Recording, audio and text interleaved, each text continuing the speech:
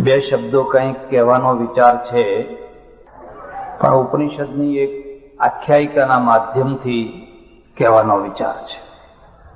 આપણે ત્યાં આખ્યાયિકાઓ હોય છે જેનો અર્થ થાય છે બહુ પ્રસિદ્ધ ઘટેલી જે ઘટનાઓ, અને ઘટનાના માધ્યમથી જેના જીવન સુધરી શકે, જીવન સુધારવાની પ્રેરણા મળી શકે એવો સંદેશો જેમાંથી નીકળતો હોય એ આખ્યાયિકા કહેવાય. એક વૃદ્ધ ઋષિ છે અને એમને વૃદ્ધાવસ્થામાં પુત્ર જન્મે છે. તમે કોઈ વાર તમારી જાત ઉપર નજર કરજો. આપણા શરીરની તો જે રચના છે એ છે, પણ એની માનસિક રચના બહુ ગજબની. તમારા અંદર એક ઝંખના મૂકી છે. ઝંખના. માણસ માત્ર કંઈનું કંઈ ઝંખે છે. મને આ મળે, મને આ મળે, મને આ મળે, મને આ મળે. તમે કદી તમારી ઝંખનાને ઓળખી શક્યા છો? જેને જે નથી મળ્યું એને મેળવવા માટે એ ઝંખી ગયો હોય છે. આ ઝંખનાથી પ્રવૃત્તિ થાય છે, અને આ ઝંખના પૂરી ન થવાના કારણે માણસ દુઃખી પણ થાય છે. એક બીજી વાત, એક તીવ્ર ઝંખના હોય, આ જોઈએ જ, આ જોઈએ જ, આ જોઈએ જ, આ જોઈએ જ. તમે ધ્યાનથી જોશો તો કુદરત તમારા પાછળ કોઈ લીટી દોરી રહી છે, કોઈ એક ડિઝાઇન, કોઈ પ્લાન બનાવી રહી છે. તમારી પાસે બંગલો છે, ગાડી છે, બેંક બેલેન્સ છે, બધું છે, પણ વારસદાર નથી. વારસદાર ન હોય એવા વૃદ્ધ માણસને જઈને મળી જુઓ, એની શું દશા હોય છે. ઘણું બધું છે, પણ વારસદાર નથી. હવે શું કરવું? એને રાત્રે ઊંઘ ના આવે, કારણ કે અંદરથી એક તીવ્ર ઝંખના હોય, તે મને આટલું બધું આપ્યું અને એક આટલું ના આપ્યું. બીજી વાત, માનો કે તમારા ઘરમાં વારસદારનો ઢગલો થઈ ગયો છે. એક છોકરો નથી, ડઝન છે, પણ વારસો જ નથી. શું આપવું એ છોકરાઓને? આપવા માટે વારસો જ નથી. નથી રોજી, નથી રોટી, નથી જ્ઞાન, નથી શિક્ષણ. એક બીજી વાત યાદ રાખજો, બે જગત છે, મનુષ્ય જગત અને પ્રાણી જગત. મનુષ્ય જગત અને પ્રાણી જગતમાં એક બહુ મુદ્દાનો ભેદ છે. પ્રાણી જગત મોટા ભાગે શારીરિક દુઃખે દુઃખી હોય છે, જ્યારે મનુષ્ય જગત મોટા ભાગે માનસિક દુઃખે દુઃખી હોય છે. પ્રાણીને ઘાસ ખાવાનું ના મળ્યું, દુઃખી થયું. મળ્યું તો સુખી થયું. તમારા ખીલેથી બીજા ખીલે એને બાંધ્યું, એક દિવસ, બે દિવસ એને વેદના થાય, પછી ખાવા લાગે, પછી બધું ટેવી જાય. કારણ કે એનું માનસિક જગત બહુ નાનું છે. એનું માનસિક જગત બહુ નાનું છે. અપવાદરૂપ કોઈ હોય વાત જુદી છે, પણ માણસનું શારીરિક જગત નાનું છે અને માનસિક જગત બહુ મોટું છે. એટલું મોટું છે અને આખું જગત લાગણીઓથી ભરેલું છે. ઇમોશનલ, લાગણીઓથી ભરેલું છે. અને લાગણીઓ જેટલું સુખ આપે એટલું બીજું કોઈ સુખ ના આપે. તમારું બાળક તમારા ખોળામાં આવીને બેસે તો કેટલી લાગણી થાય. ભલે ને ધૂળ ભરેલું હોય, ભલે ને ગીત લબડતું હોય, પણ તમારું બાળક છે તમારા ખોળામાં, અને રાજાનો છોકરો આવીને બેસે તો એટલો આનંદ ના થાય. પણ એક નિયમ છે, જે સુખનું માધ્યમ છે એ જ દુઃખનું માધ્યમ છે. બેના અલગ માધ્યમ હોતા જ નથી. જે પાઇપના દ્વારા, જે નળીના દ્વારા સુખ આવે છે, એ જ નળીના દ્વારા દુઃખ આવે છે. જેને સુખ આવવાની નળી મોટી હોય એને દુઃખ આવવાની નળી પણ એટલી જ મોટી. એટલે એક માનસિક દુઃખ હોય છે. અને જે માનવીય જગત છે એ તો માનસિક દુઃખોનું જગત છે. ઋષિ જેવો સમર્થ ઋષિ છે, પણ એને એ પણ એક ઝંખના છે. અપુત્રસ્ય ગતિર નાસ્તિ. મારા આંગણે કોઈ છોકરું નહીં, મારા આંગણે કોઈ છોકરું નહીં, મારા આંગણે કોઈ છોકરું નહીં. એક બીજી વાત છે, જ્યારે આ ઝંખના છે એના ઉપર માણસ વિજય મેળવે છે ત્યારે આધ્યાત્મિક પુરુષ બને છે. આધ્યાત્મિકતાનો બીજો કોઈ અર્થ નથી. દુઃખ દેનારી જે ઝંખનાઓ, એ ઝંખનાઓ ઉપર જે વિજય મેળવે, એને જે કંટ્રોલ કરે, એનું નામ આધ્યાત્મ પુરુષ. અને એટલે એનો અર્થ એ થયો કે દુઃખી ના હોય. ને દુઃખી હોય તો અધ્યાત્મ પુરુષ ન હોય, કારણ કે એ તો એ ઝંખનાઓ ઉપર વિજય મેળવે છે. એક બીજી વાત યાદ રાખજો, બધાની કક્ષા સરખી નથી હોતી, અને કદી પણ સામેવાળા માણસને બહુ મોટી કક્ષાનો માની અને ના ચાલશો. જો એ નાની કક્ષાનો નીકળે તો તમને દુઃખ થશે. અને બીજી વાત, કદી પણ સામેવાળો માણસ બહુ નાની કક્ષાનો છે એવું માનીને પણ ના ચાલશો. જો એ મોટી કક્ષાનો હશે તો તમે એનો લાભ નહીં ઉઠાવી શકો. ઘણી વાર એવું બને, શેઠના કરતા નોકર ઘણી ઊંચી કક્ષાનો હોય, બાપના કરતા દીકરો ઊંચી કક્ષાનો હોય, ગુરુના કરતા ચેલો ઊંચી કક્ષાનો હોય, પણ આપણા મનમાં એક પૂર્વગ્રહ બેસી ગયો કે આ તો ફલાણું, આ ઠીક છે, હવે સમજ્યા. તમે એનો લાભ નહીં લઈ શકો. ઋષિને પુત્ર થયો, બહુ આનંદ થયો, ઝંખના પૂરી થઈ. એક ઈચ્છા હોય છે ને એક ઝંખના હોય છે.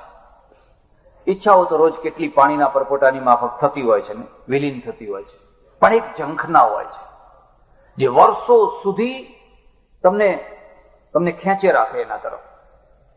બહુ આનંદ થયો, બહુ આનંદ થયો. એક બીજી વાત યાદ રાખજો, કોઈના નિર્દોષ આનંદમાં ભંગ પડાવવો એ ઈર્ષ્યાનું મૂળ છે. શા માટે? એને આનંદ લેવા દો ને, એને સુખી થવા દો ને. તમે શું કામ વચ્ચે આડા આવો છો? કોઈનું દાંપત્ય સુખી હોય, કોઈનું ઘર સુખી હોય, કોઈની દુકાન સારી ચાલતી હોય, ચાલવા દો. શું કામ તમે જીવ બાળો છો? શું કામ લોહી બાળો છો? અને ઘણી વાર તો લોકો એવું કરે કે હાથમાં માળા ફરતી હોય ને અંદર લોહી બળતું હોય.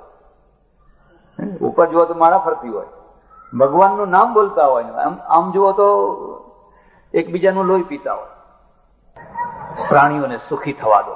તમે સુખી ન થયા તો કોઈ વાંધો નહીં, પણ જે સુખી થયા એને સુખી થવા દો. પરદેશમાં ને આપણા દેશમાં એક બહુ મુદ્દાનો ભેદ છે. પરદેશમાં કોઈ સારી ગાડી લાવે તો આખા મહોલ્લાવાળા ખુશ થઈ જાય, રાજી થાય, એને અભિનંદન આપે કે આપણા મહોલ્લામાં બહુ સારી ગાડી તમે લાવ્યા. બધા ખુશ થઈ જાય. આપણી મુશ્કેલી એ છે કે કોઈ સેકન્ડ હેન્ડ લાવે ને તો એ લોકો મીટિંગ કરે રાત્રે કે હવે આ 2 નંબરના પૈસા આના ઘરમાં વધી ગયા છે. આખી મીટિંગ ચાલે, અને છેવટે પછી એનું આ રિએક્શન રૂપ બીજું કઈ નહીં તો લીટા કરી આવે, પંચર પાડી આવે. પણ કંઈક પરાક્રમ કરે ત્યારે એનું પણ એક કારણ છે, અને એનું કારણ આપણા પોતાના અંદર છે. આપણે સુખદ્રોહી પ્રજા છીએ. આપણને સુખદ્રોહ શીખવાડવામાં આવ્યો છે. આપણે સુખ પ્રેમી નથી, સુખદ્રોહી છીએ. જો હું જોડા ના પહેરું તો તમે વધારે મને પૂજ્ય માનો. જેમ જેમ હું વધારે દુઃખી થતો જાઉં એમ એમ તમારી પૂજા વધતી જાય. મહારાજ તો આટલી તાળમાં ઓઢતાય નથી. પણ એવા નથી ઓઢતા એટલે તમને શું મળ્યું? દેશને શું મળ્યું? એ આખી રાત થથરીને બેસી રહે, પણ લોકોના ટોળે ટોળા ઉભા થવા લાગે. દેહ દમનથી કોઈ આત્માને ફાયદો નથી થતો. મારી વાત ઉપર વિશ્વાસ ન હોય તો ભગવદ્ ગીતા વાંચી આવજો. એને અઘોર તપ કહ્યું છે, અઘોર કષ્ટ કહ્યું છે. ગામની ભાગોળે એક બાવો ઉભો છે અને એનું નામ ખડેશ્વરી છે. 6 મહિનાથી ઉભો છે, પગ થાંભલા જેવા થઈ ગયા છે. આવતા જતા લોકો જુએ છે અને લોકો કહે છે હા હા હા બાપુ કેટલું તપ કરે છે. બાપુને જઈને પૂછો કે આટલું આ 6 મહિનાથી થાંભલા જેવા પગ થઈ ગયા, શું છે? रामेश्वर की टिकट चाहिए, रामेश्वर जाना है और रामेश्वर की टिकट चाहिए. આ ગ્રહસ્થો તો વગર થાંભલાના પગ કર્યા વિના કેટલી રામેશ્વરની ટિકિટો મેળવી ચૂક્યા છે. એમને તો દર વર્ષે રામેશ્વર જવું હોય તો હસતા હસતા જઈ શકે એટલું કમાયા છે, અને પગ થાંભલા જેવા કર્યા નથી. કોઈની પાસે લાંબો હાથ નથી કર્યો, કોઈની પાસે ભીખ નથી માગી. આપણા શાસ્ત્રમાં એવું લખ્યું છે, દેવું કરીને જે જાત્રા કરે એની જાત્રા ના ફળે. મનાઈ લખી, દેવું કરીને જાત્રા નહીં કરવાની. કર્તવ્યો અધૂરા રાખીને જે યાત્રા કરે એની યાત્રા ના ફળે. પહેલા કર્તવ્યો પૂરા કરો. અને ત્રીજી વાત છે, જે પારકા પૈસે યાત્રા કરે એની યાત્રા ના ફળે. કોણ સમજાવે? આ તપ નથી, આ વિવેક છે. જો વિવેક હોય, રામેશ્વરની ટિકિટ તો બહુ સરળ કામ છે. 500-1000 રૂપિયામાં રામેશ્વર જવાય. એટલું તો માણસ 2 દિવસમાં, 5 દિવસમાં, 10 દિવસમાં કમાઈ લે. એના માટે આ 6 મહિના થાંભલા જેવા કરવાની જરૂર શું? મુશ્કેલી શું છે? આપણા જે સાચા ધર્મગ્રંથો છે, જેના દ્વારા તમને સત્સંગ મળે ને સાચી દિશા મળે, એ લોકો સુધી પહોંચ્યા નથી. અને જે લોકો સુધી પહોંચ્યું છે એ કંઈક જુદું જ પહોંચ્યું છે. બાકી તમે ગીતામાં વાંચો, આખી ગીતામાં અર્જુન શરીર છે એ શરીરનો દુશ્મન ના બનીશ, પણ શરીરને લાડ પણ ના લડાવીશ. આ તો માધ્યમ છે. મૂળ વાત ઉપર ઋષિ છે, ઋષિને પુત્ર તો થયો, પણ જે લાગણીઓ છે ને, એ લાગણીઓ ઘણી વાર તમને કર્તવ્ય ના કરવા દે. ઋષિને એમ જ થયા કરે કે બસ મારો છોકરો, મારો છોકરો, મારો છોકરો, મારો છોકરો. તરસાવીને જે વસ્તુ મળે ને, એ વસ્તુ હંમેશા તમારા માથા ઉપર ચડી જાય. અને હું તમને એક ખાસ સલાહ આપું છું, જિંદગીમાં કદી પણ કોઈને પણ માથા ઉપર ના ચડાવશો. પછી છોકરો હોય કે પત્ની હોય કે નોકર હોય કે ભાઈ હોય કે કોઈ પણ હોય, એને માથા ઉપર ના ચડાવશો. કાં તો આગળ રાખજો, કાં તો પાછળ રાખજો, કાં તો બાજુમાં રાખજો. અને જો માથા ઉપર ચડાવ્યો, એના ભારમાં જ તમે દબાઈ જશો. પણ છતાંય જો માથા ઉપર ચડાવવું જ હોય તો ખાલી ભગવાનને માથા ઉપર ચડાવજો. એ તમારો ભાર હળવો કરી નાખશે. એ તમારા ભારને હળવો કરી નાખશે. માથા ઉપર ભગવાન ચડ્યો હોય એટલે આપણે નથી બોલતા ત્યારે એના માથા ઉપર તો રામ છે, એના માથા ઉપર તો ભગવાન છે. હવે આ છોકરું છે ને, ધીરે ધીરે ધીરે પેલા ઋષિના માથા ઉપર ચડી ગયું. એક બીજી વાત યાદ રાખજો, સમર્થમાં સમર્થ વ્યક્તિ પણ મોહના ક્ષેત્રમાં દુર્બળ બનતી હોય છે. રામાયણમાં લખ્યું તુલસીદાસે, આ દશરથ યુદ્ધે ચડ્યો હોય તો જેની છાતી ઉપર ભાલાના ઘા પડતા હોય, મચક ના આપે. આટલો સમર્થ, પણ કૈકેયીના આગળ જંતુની માફક બોલી રહ્યો છે. કૈકેયીની આગળ જેમ મરકટ નાચે એમ નાચી રહ્યો છે. ક્યાં મોટી સેના સામે લડનારો આ મહારથી, અને કાંઈ આ એક નાજુક સ્ત્રીના આગળ પામર થઈને પગમાં લોટનારો આ ચક્રવર્તી, આ બેનો ભેદ. એટલે મોહનું ક્ષેત્ર છે એ સમર્થમાં સમર્થને પણ દુર્બળતા આપતું હોય છે. એક બીજી વાત યાદ રાખજો, ધ્યાન દો. સામર્થ્યની સાથે જો દુર્બળતા ના હોય ને, તો સામર્થ્ય હંમેશા રાક્ષસી રૂપ ધારણ કરતું હોય છે. દુર્બળતા પણ ઈશ્વરની કૃપા છે. સામર્થ્ય એકલું હોય, કોઈ પ્રકારની દુર્બળતા જ ના હોય, તો એ તો રાક્ષસ થઈ જશે. એક બીજી વાત પણ યાદ રાખજો, જિંદગીમાં જો માણસ તરીકે જીવવું હોય, માથા ઉપર થોડું ટેન્શન હંમેશા રહેવા દેજો. કદી ટેન્શન વિનાના ના થશો. થોડું બોધરેશન હોવું જ જોઈએ. જ્યાં તમારું કોઈ પ્રકારનું બોધરેશન ના હોય, કે ધીરે ધીરે ધીરે તમારા અંદરની માણસાઈ ખતમ થશે. અને બોધરેશન ના હોય અને છતાં માણસાઈ ખતમ ના થાય તો એ તો દેવ પુરુષ છે. જુવાનીમાં બહુ અક્કડ માણસ હોય, બહુ અક્કડ હોય, પણ 1 દીકરી, 2 દીકરી, 3 દીકરી, 4 દીકરી, 5 દીકરી પરણાવો આવેલો, અને પરણાયા પછી બધાને નિભાવો. હવે તમે જુઓ, એ આપોઆપ ડાયો ડમરો થઈ જવાનો. એને ડાપણ, એને સત્સંગની જરૂર નહીં, પરિસ્થિતિ એને આપોઆપ ડાયો બનાવી દેશે. 1 દીકરી પાછી આવી છે, હવે એને શું કરીએ, કેમ કરીએ, માથા ઉપર બહુ ટેન્શન છે. અને બીજી એ પાછી આવે એવું છે, કંઈક ત્રીજીનું કંઈક આવું છે. એ કેમ ડાયો થઈ ગયો? પરિસ્થિતિ એને ડાયો બનાવ્યો છે. હવે ઝઘડા કરો, બધાને સાથે જઈને રોજ ઝઘડા કરતા હતા, કરો ઝઘડા. અને એકલો હોય ને, ના આગળ કોઈ ના પાછળ કોઈ, હવે એને ઝઘડા કરવા સિવાય બીજું કરવાનું શું હોય? એને તો ઘરમાં રહ્યા તોય વાહવાન, જેલમાં રહ્યા તોય વાહવાન. કોઈના એટલે અમેરિકામાં શું ખબર છે? અમેરિકાની અંદર જે કુંવારો માણસ હોય, ટીનેજ હોય ને, એનો વીમો ડબલ હોય. વીમા વાળો એનો વીમો ડબલ લે. પરણેલો હોય, થરેલો હોય તો એનો વીમો અડધો લે.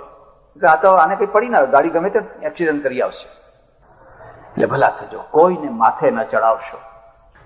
માથે ચડાવવું એ સરળ કામ છે, પણ માથે ચડેલા માણસોને ઉતારવું એ સરળ કામ નથી.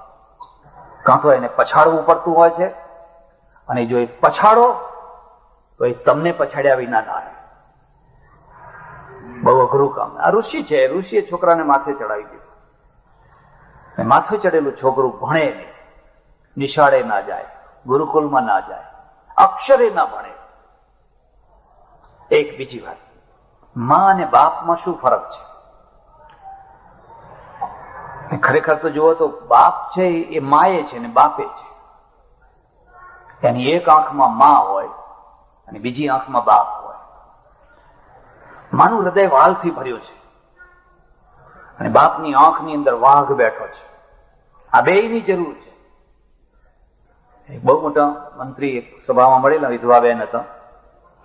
એમણે મને વાત કરી, મને કે સ્વામીજી, ભલે લોકો ગમે એમ કે, પણ વિધવાઓ, પુરુષ વિનાની વિધવાઓ છોકરાનો સારો ઉછેર નથી કરી શકતા.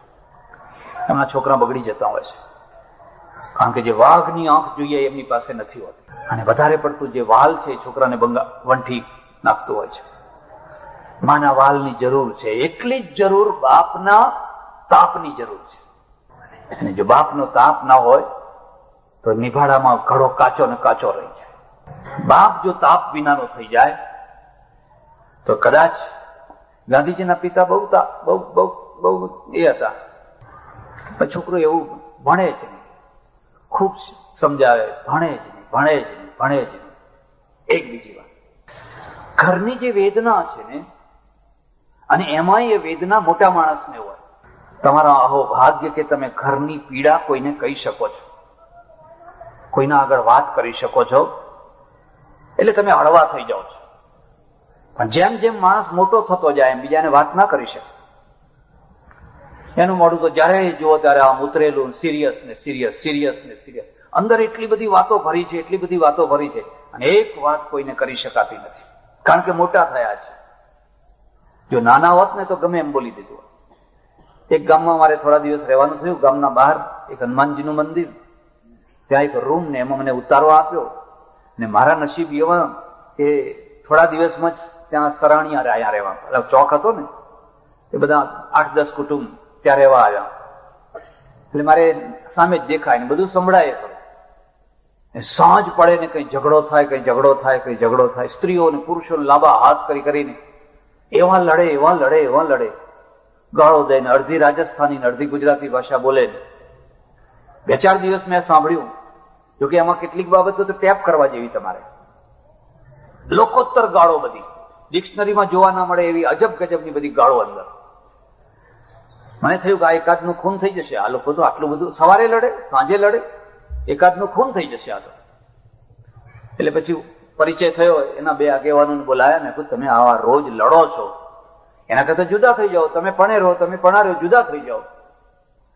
મને કે મહારાજ એવી શિખામણ ના આપશો એમ કે, તો લડીએ એમ, પણ જુદા ના થઈએ એમ, ભેગા રહીએ. ઓહો, મેં કહું આની પાસે તો શિખામણ લેવા જેવી, આની પાસે તો શિખામણ લે. મને કહી તો લડીએ એમ, પણ મેં કહું મને લાગે છે કે તમારા એકાદનું ખૂન થઈ જશે. ના, કે અમારું ખૂન ના થાય. ખૂન તો એ લોકો કરતા હોય છે જેના અંદર નિભાડો ગોટમ ગોટ નિભાડો થયા કરતો હોય છે. એ લોકો ખૂન કરતા હોય છે. અમારો તો રોજનો નિભાડો બહાર નીકળી જાય એટલે હળવા રાત્રે પુલ જેવા ટોપલો મોઢો વારી દઈએ, સવાર થાય એટલે ઉઠીએ એટલે પાછો ઝઘડો ચાલુ કરીએ, પાછો આખો દિવસ કામ કરીએ, નવરા પડીએ એટલે પાછો ઝઘડો કરીએ. ઓહો, આમની પાસે તો કેટલું બધું શીખવાનું છે. એટલે ઋષિ છે ને, છોકરો જુવાન થઈ ગયો, એક અક્ષર ના ભણ્યો. ઋષિ જોઈને મનમાં બળ્યા કરે, શું કરું હવે. એક બીજી વાત યાદ રાખજો, બળદ હોય કે ઘોડો હોય, એને પરોટવાની એક મુદત હોય છે. જો એ મુદતમાં તમે એને પરોટી દો તો એ તમારો, અને પછી જો મુદત નીકળી ગઈ અને પછી એને પરોટવા જાઓ, એને ઘોડો ઉપર આમ પેલું ફેરવવા ચડવું થવા જાઓ, પછી એ તમારો નહીં. ખરી વાત. એ જ નિયમ છોકરા માટે અને પત્ની માટે છે. એ જ નિયમ છે. જો એ સમયમાં તમે એને પરોટી દીધો તો એ તમારો, અને જો છટક્યો તો પછી આખી દુનિયા ભેગી થાય તો તમારો ના થઈ શકે. આજ ઠીક થશે, કાલ ઠીક થશે, આજ ઠીક થશે, કાલ ઠીક થશે. આ છોકરો તો ઘણો વધારે ને વધારે થતો ગયો. એક બીજી વાત યાદ રાખજો, મહાપુરુષ કોનું નામ કહેવાય? જે અંદરના હાનિકારક જે વેગો છે એ વેગોને જે કંટ્રોલ કરી શકે એનું નામ મહાપુરુષ. તમને ક્રોધ આવ્યો, હાનિકારક ક્રોધ છે, તમારા અંદર ઉભરો આવ્યો, જેમ તેમ બોલી નાખવાનો, અને જેમ તેમ બોલી નાખવાથી બહુ મોટી હાનિ થશે, કદાચ આખા સમાજને હાનિ થશે. બડબડ કરનારાઓ કદી મહાપુરુષ ના થઈ શકે, પણ એ રોકી શકે તો. એથી વધારે તમને વાત કરું, ગુજરાતમાં, આખા દેશમાં સૌથી ઓછામાં ઓછી સંખ્યા વાણિયાની, અને સૌથી વધુમાં વધુ પૈસો વાણિયા પાસે. હવે પટેલો પાસે આવ્યો, બાકી પહેલા તો વાણિયા પાસે જ પૈસો હતો. બ્રાહ્મણ બિચારા સીધું લાવે, હે, દરબારો મૂછ મળે, પટેલો દેવાદાર હોય, વ્યાજ ઉપર વ્યાજ ચડતા હોય, પૈસો વાણિયા પાસે. 2 ઘર હોય, 3 ઘર હોય આખા ગામમાં. અને વાણીઓ હથિયાર ના રાખે, હથિયાર ના રાખે. આપણે તો આખી હિન્દુ પ્રજા હથિયારની એલર્જી વાળી છે, આખી હિન્દુ પ્રજા શસ્ત્ર વિનાની. અને શસ્ત્ર વિનાની જે પ્રજા હોય એની સ્થિતિ છે એ નખ અને દાઢ વિનાના પશુઓ જેવી એની સ્થિતિ હોય. સસલાનું બલિદાન નથી થતું, સસલાની હત્યા થાય છે. રોજ કેટલાય મરતા હશે, પણ એમ ના કહેવાય કે આ 2 સસલાનું બલિદાન થઈ ગયું, એની હત્યા થતી હોય છે. કારણ કે સસલા પાસે નખ નથી, દાઢો નથી, એ કુણું કુણું ઘાસ ખાય, પણ એ કોઈ દાડો મોતે મરે જ નહીં, એ બીજાનો ખોરાક પીને જ મરે. પ્રજાના ઘડતરની અંદર એક આ મહત્વની વાત છે, એને પોતાનું રક્ષણ કરતા આવડે છે કે નથી આવડતું, એ ઘડતરમાં આવ્યું કે ના આવ્યું, એ ધર્મમાં આવ્યું કે ના આવ્યું. અને જો એ પ્રજાને ધર્મના દ્વારા શીખવાડવામાં ના આવ્યું હોય અને માત્ર એને સસલા બનાવવામાં આવ્યા હોય તો એ પ્રજા સારી તો બનશે, બળવાન નહીં બને. અને સારા માણસનો અને બળવાન માણસનો ઇતિહાસ જુદો હોય. સારા માણસો છે એ ટેક્સેબલ પ્રજા થાય, ટેક્સ ભરનારી પ્રજા થાય. બળવાન માણસો છે ટેક્સ વસૂલ કરનારી પ્રજા થાય. બંનેમાં આટલો ફરક છે. તમે સારા બનો પણ સાથે બળવાન પણ બનો. ખાલી સારા ને, બળવાન પણ બનો. એટલે હમણાં દિવાળીના દિવસે મારે આશ્રમમાં અમે થોડુંક જુદી જાતનું અન્નકૂટ કરીએ છીએ, બધાને જમાડવાના જે આવે ને. રસોઈ ચાલે આખી રાત. આશ્રમમાં બંદૂક છે એટલે હું લાવ્યો, બધું 2-5 ભડાકા કરીએ. પટેલના 15-20 છોકરા ઉભેલા, જુવાન આમ જુઓ તો કદાવર શરીર. મેં કહ્યું લો ફોડો. ના કે બાપ, આપણું કામ નહીં હો, એક આમ ભાગે, એક આમ ભાગે, એક આમ ભાગે, એક આમ ભાગે. કોઈ પકડવા તૈયાર નહીં, જાણે કે વીંછી ના હોય, જાણે કે સર્પ ના હોય, કોઈ પકડવા તૈયાર નહીં. કેટલી પેઢીઓથી, કેટલી સદીઓથી શસ્ત્ર વિમુખ પ્રજા બનાવવામાં આવી છે અને એના પરિણામે ભોગવી રહી છે. જૈન શીખોને જુઓ, ગુરુ ગોવિંદસિંહ આખી કાયા પલટ કરી નાખી, આખી કાયા એક મર્દાનગી ભરી પ્રજા ઉભી કરી ધર્મના માધ્યમ. આપણે કોઈના ઉપર જુલમ નથી કરવો, કોઈના ઉપર આંગળી નથી ઉપાડવી, પણ પોતાનું રક્ષણ તો કરવું છે. અને પોતાનું રક્ષણ પણ નહીં કરી શકો પછી ભગવાનને બૂમો પાડીને શું કરવાના હતા? ભગવાને તો કહ્યું કે રસ્તો બતાવ્યો, એ રસ્તે ચાલવાનો છે. એટલે ઋષિ છે એ ઋષિએ છોકરાને પછી કહેવાનું બંધ કરી દીધું. અંદર ને અંદર દુઃખી થયા કરે, બોલે નહીં. કેટલાક ઘરો છે ને એટલા માટે સાબુત છે, એ ઘરમાં ગમ ખાનારા માણસો છે એટલા માટે. જો એમાં ગમ ખાનારા માણસો ના હોત તો ઘર ક્યારના તૂટી ગયા હોત. પણ ગમ ખાનારા જે માણસો છે ને એમની બહુ મોટી પ્રબળતા અને બહુ મોટી દુર્બળતા હોય છે. પ્રબળતા એ છે કે ગમ ખાઈ શકે છે, ભડકાને વધવા નથી દેતા. પણ દુર્બળતા એ છે કે એમનો અંદરનો ખાધેલો ગમ એમને રાત્રે ઊંઘવા નથી દેતો. અંદર અશાંતિ ઊભી થાય છે અને અશાંતિથી એમને રાત્રે ઊંઘ નથી આવતી. ઋષિ બહુ દુઃખી થયા, શું કરવું હવે? એક બીજી વાત છે, જેનું બહુ પ્રતિષ્ઠા વાળું ઘર હોય, આબરૂ વાળું ઘર હોય, ઇજ્જત વાળું ઘર હોય, એ કદી ચિંતા વિનાનું ના હોય. પૈસો ચિંતા વિનાનો ના હોય. પણ પૈસો તો કદાચ હોય, માનો તમે લોકરમાં મૂકી આવ્યા, જમીનમાં દાટી આવ્યા, કઈ તિજોરીમાં મૂકી દીધું, તમે નિશ્ચિંત થઈ શકો કદાચ. પણ આબરૂ કદી ચિંતા વિનાની હોય જ. આબરૂ કદી ચિંતા વિનાની ના હોય. અને એમાં પણ જેટલી મોટી આબરૂ થતી જાય એટલી જ મોટી ચિંતા વધતી જાય. આબરૂદાર કદી ચિંતા વિનાનો ના હોય. અને ચિંતા આબરૂ છે એને સાચવવા માટેની તિજોરી આજ સુધી કોઈ પંચાલે નથી બનાવી. પેલો લઈ જવા તિજોરી, તમારી આબરૂ મૂકીને ઘસઘસાટ ઊંઘજો. કોઈ પંચાલે હજુ સુધી બનાવી નથી.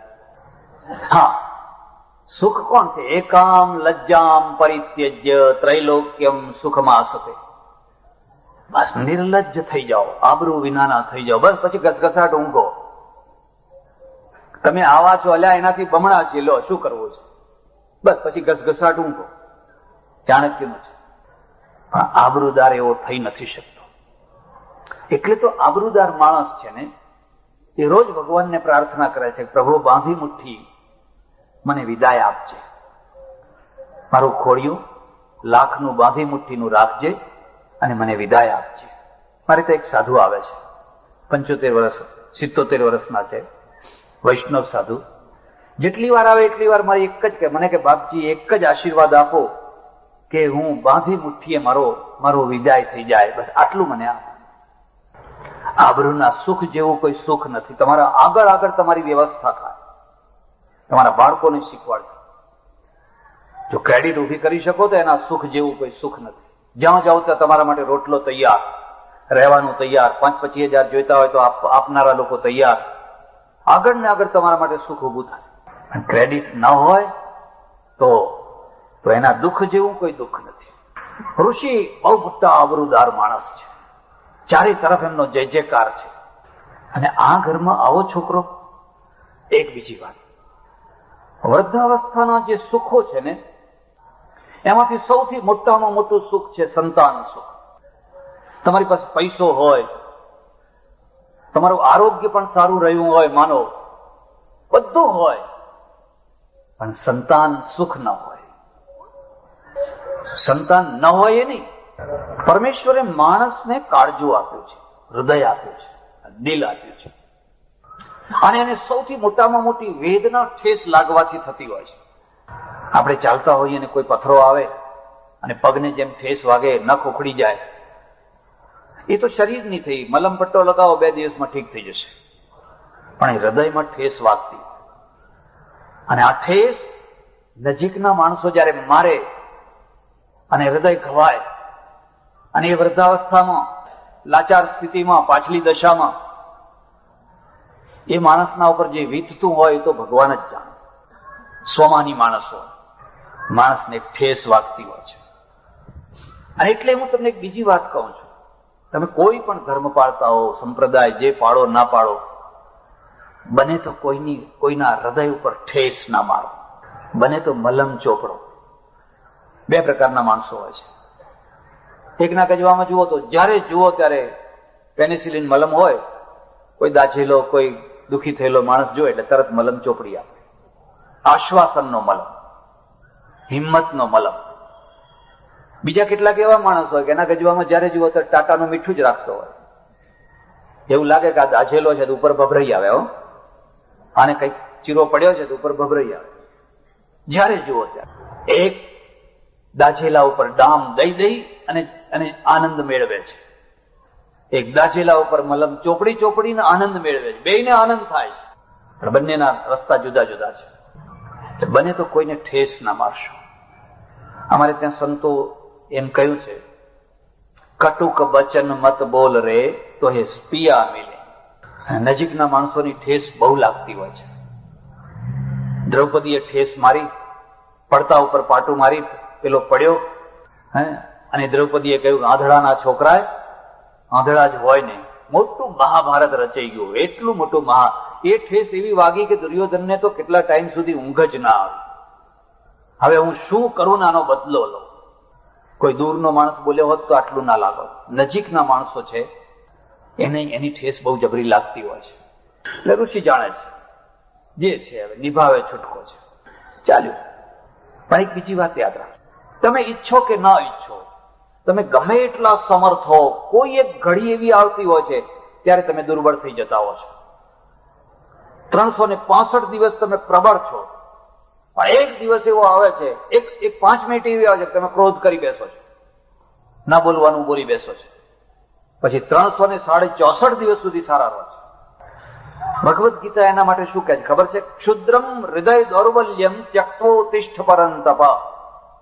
હમણાં જે તું આ વિષાદની વાત કરે છે એ હૃદયની દૌર્બલ્યતા છે, અને આ ક્ષણિક છે, થોડા ટાઈમ માટે આવેલી છે. અંતે તો પ્રકૃતિ સ્વામ નિયોક્ષતી. તું રજપૂત છે, ક્ષત્રિય છે, ને તારી પ્રકૃતિ તને યુદ્ધ કરાવશે, પણ હમણાં તું જે બોલે છે એ ક્ષણભર માટે હૃદયમાં જે દુર્બળતાની આંધી આવી છે એ આંધીના કારણે તું આવું બોલે છે. ઋષિનો પણ એક દિવસે બાંધ તૂટી ગયો.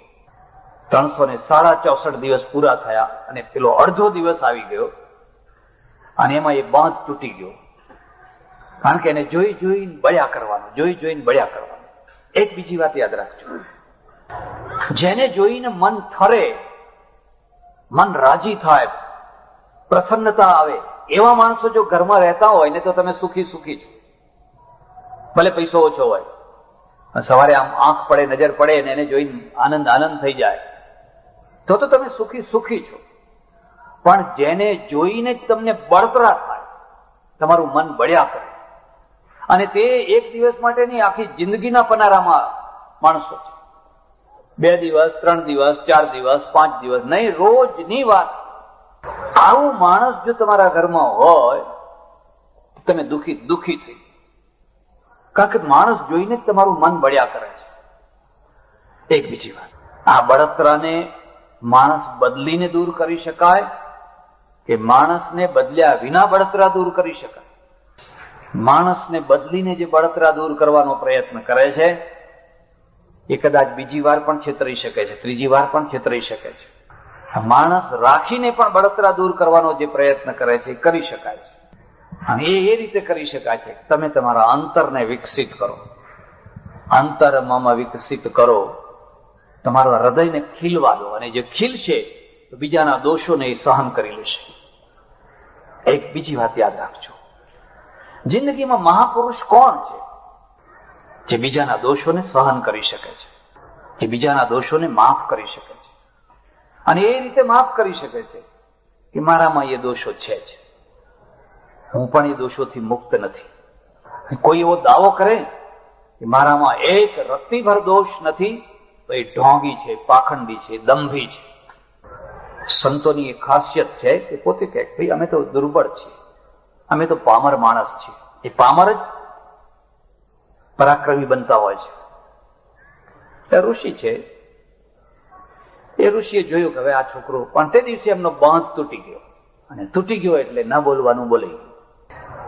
એક બીજું, મારે ત્યાં એક કાન નાકના ડોક્ટર આવે, બહુ સારો માણસ, બધા પુસ્તકો વાંચે, પુસ્તકોનો પ્રચાર કરે.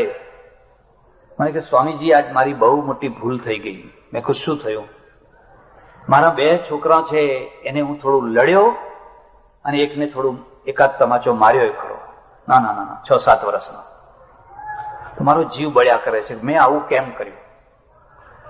મેં કહ્યું બરાબર છે, ન કરવું જોઈએ, પણ થઈ ગયું એનો કશો વાંધો નહીં, પણ ના કે ફરી આવું ના થાય. પછી મેં એમને એક વાત કહી, મેં કહ્યું જો તમે જે કહો છો એ બરાબર છે, પણ બાળ ઉછેરની દ્રષ્ટિએ જે બાળકને બચપણમાં કદી પણ એના મા બાપે દાંટ્યો નથી, થોડોક ઝઘડ્યો નથી, થોડો અપમાનિત નથી કર્યો, એ છોકરો મોટો થઈને અખાડાના મેદાનમાં નહીં ટકી શકે. જરાક કોઈ આંખ કાઢશે તો 8 દિવસ એને ઊંઘ નહીં આવે, કારણ કે એનું કાંધ જ ટેવાયેલું નથી. પણ જેને બચપણથી થોડુંક એ પડ્યું છે એ પછી ધીરે ધીરે દુનિયાના માર સહન કરતો થઈ જશે, એની ઊંઘ હરામ નહીં થાય. આ બાળ ઉછેરમાં આ પણ એક ઘડતર છે. મને કે સ્વામીજી બિલકુલ સાચી વાત કહી તમે, આ તો મને આ તરફ તો મારું ધ્યાન જ નથી. ભાઈ કરીને તમે વહાલ કરીને એને રાખશો બરાબર છે, કાલે કોઈ માણસ એનું અપમાન કરશે, કોઈ એને ઉતારી પાડશે, કોઈ એને કલંક લગાડશે, એ તો આ ઝેર પીને મરી જશે, સહન નહીં કરી શકે, ઝેર પીને મરી જશે. જો એની સહન શક્તિ અને સંઘર્ષ કરવાની ક્ષમતા જો વધારવી હોય તો તમે બચપણથી એને આ પ્રકારની પણ ટ્રેનિંગ. અને કઈ વાત તો સાચી છે. પેલા ઋષિ છે ને, ઋષિના મોઢામાંથી શબ્દ નીકળી ગયો, વાક્ય નીકળી ગયું, નાનાનું ખલુ અસ્મત કુલે અનુચાન ઇવ બ્રહ્મબંધુરીવ ભવતી. હે ભાઈ, અમારા કુળમાં આજ સુધી કોઈ અવિદ્વાન પેદા નથી થયો. બ્રહ્મબંધુ કોઈ નામ માત્રનો બ્રાહ્મણ આજ સુધી અમારા કુળમાં પેદા નથી થયો. આ તો વિદ્વાનોનું કુળ છે, જ્ઞાનીઓનું કુળ છે, ને તું ક્યાં પથરા જેવો પેદા થયો?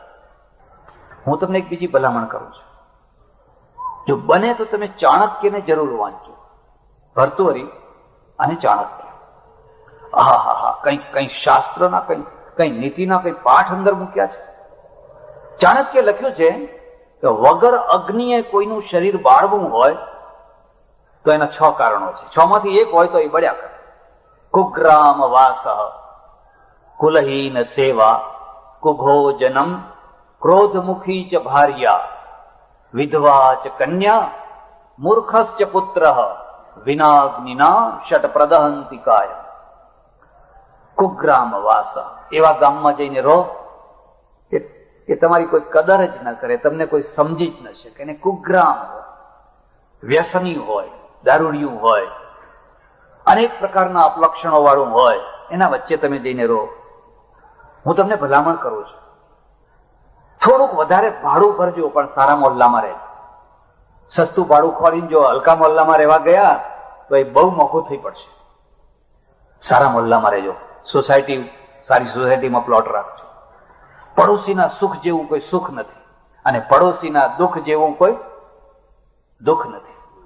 કુલહીન સેવા, કોઈની નોકરી કરવી, પણ એવા માણસની નોકરી કરવી જેમ સમય આવે તમારા માટે પ્રાણ આપે. મક્ખી ચૂસ માણસોની નોકરી કરો જે દીકરીના લગ્નના દિવસે રજા ના આપે. ભાઈ, મારી દીકરી આજ પરણે છે, તે દિવસે તમને રજા ના આપે, એની નોકરી ના કરે. નોકરી કરો તો તમારો જીવ બળ્યા કરે, જીવ બળ્યા કરે. મારા ઓળખીતા એક શેઠ, અબજોપતિ, આજે તો કરોડાધિપતિ નહીં, અબજોપતિ કહીએ તો ચાલે. હવે એમના ત્યાં એવો નિયમ, 2 પ્રકારની રસોઈ થાય. 2 પ્રકારની. જે ઘરના શેઠના માણસો હોય એમના માટે ચોખા જુદા, બાસમતી, ઘઉં જુદા, તેલ ઘી જુદું, બધું જુદું. અને 8-10 જે નોકર ચાકર હોય એમના ચોખા જુદા, એમનું બધું જુદું, એમનો લોટ જુદો, બધું જુદું એમનું.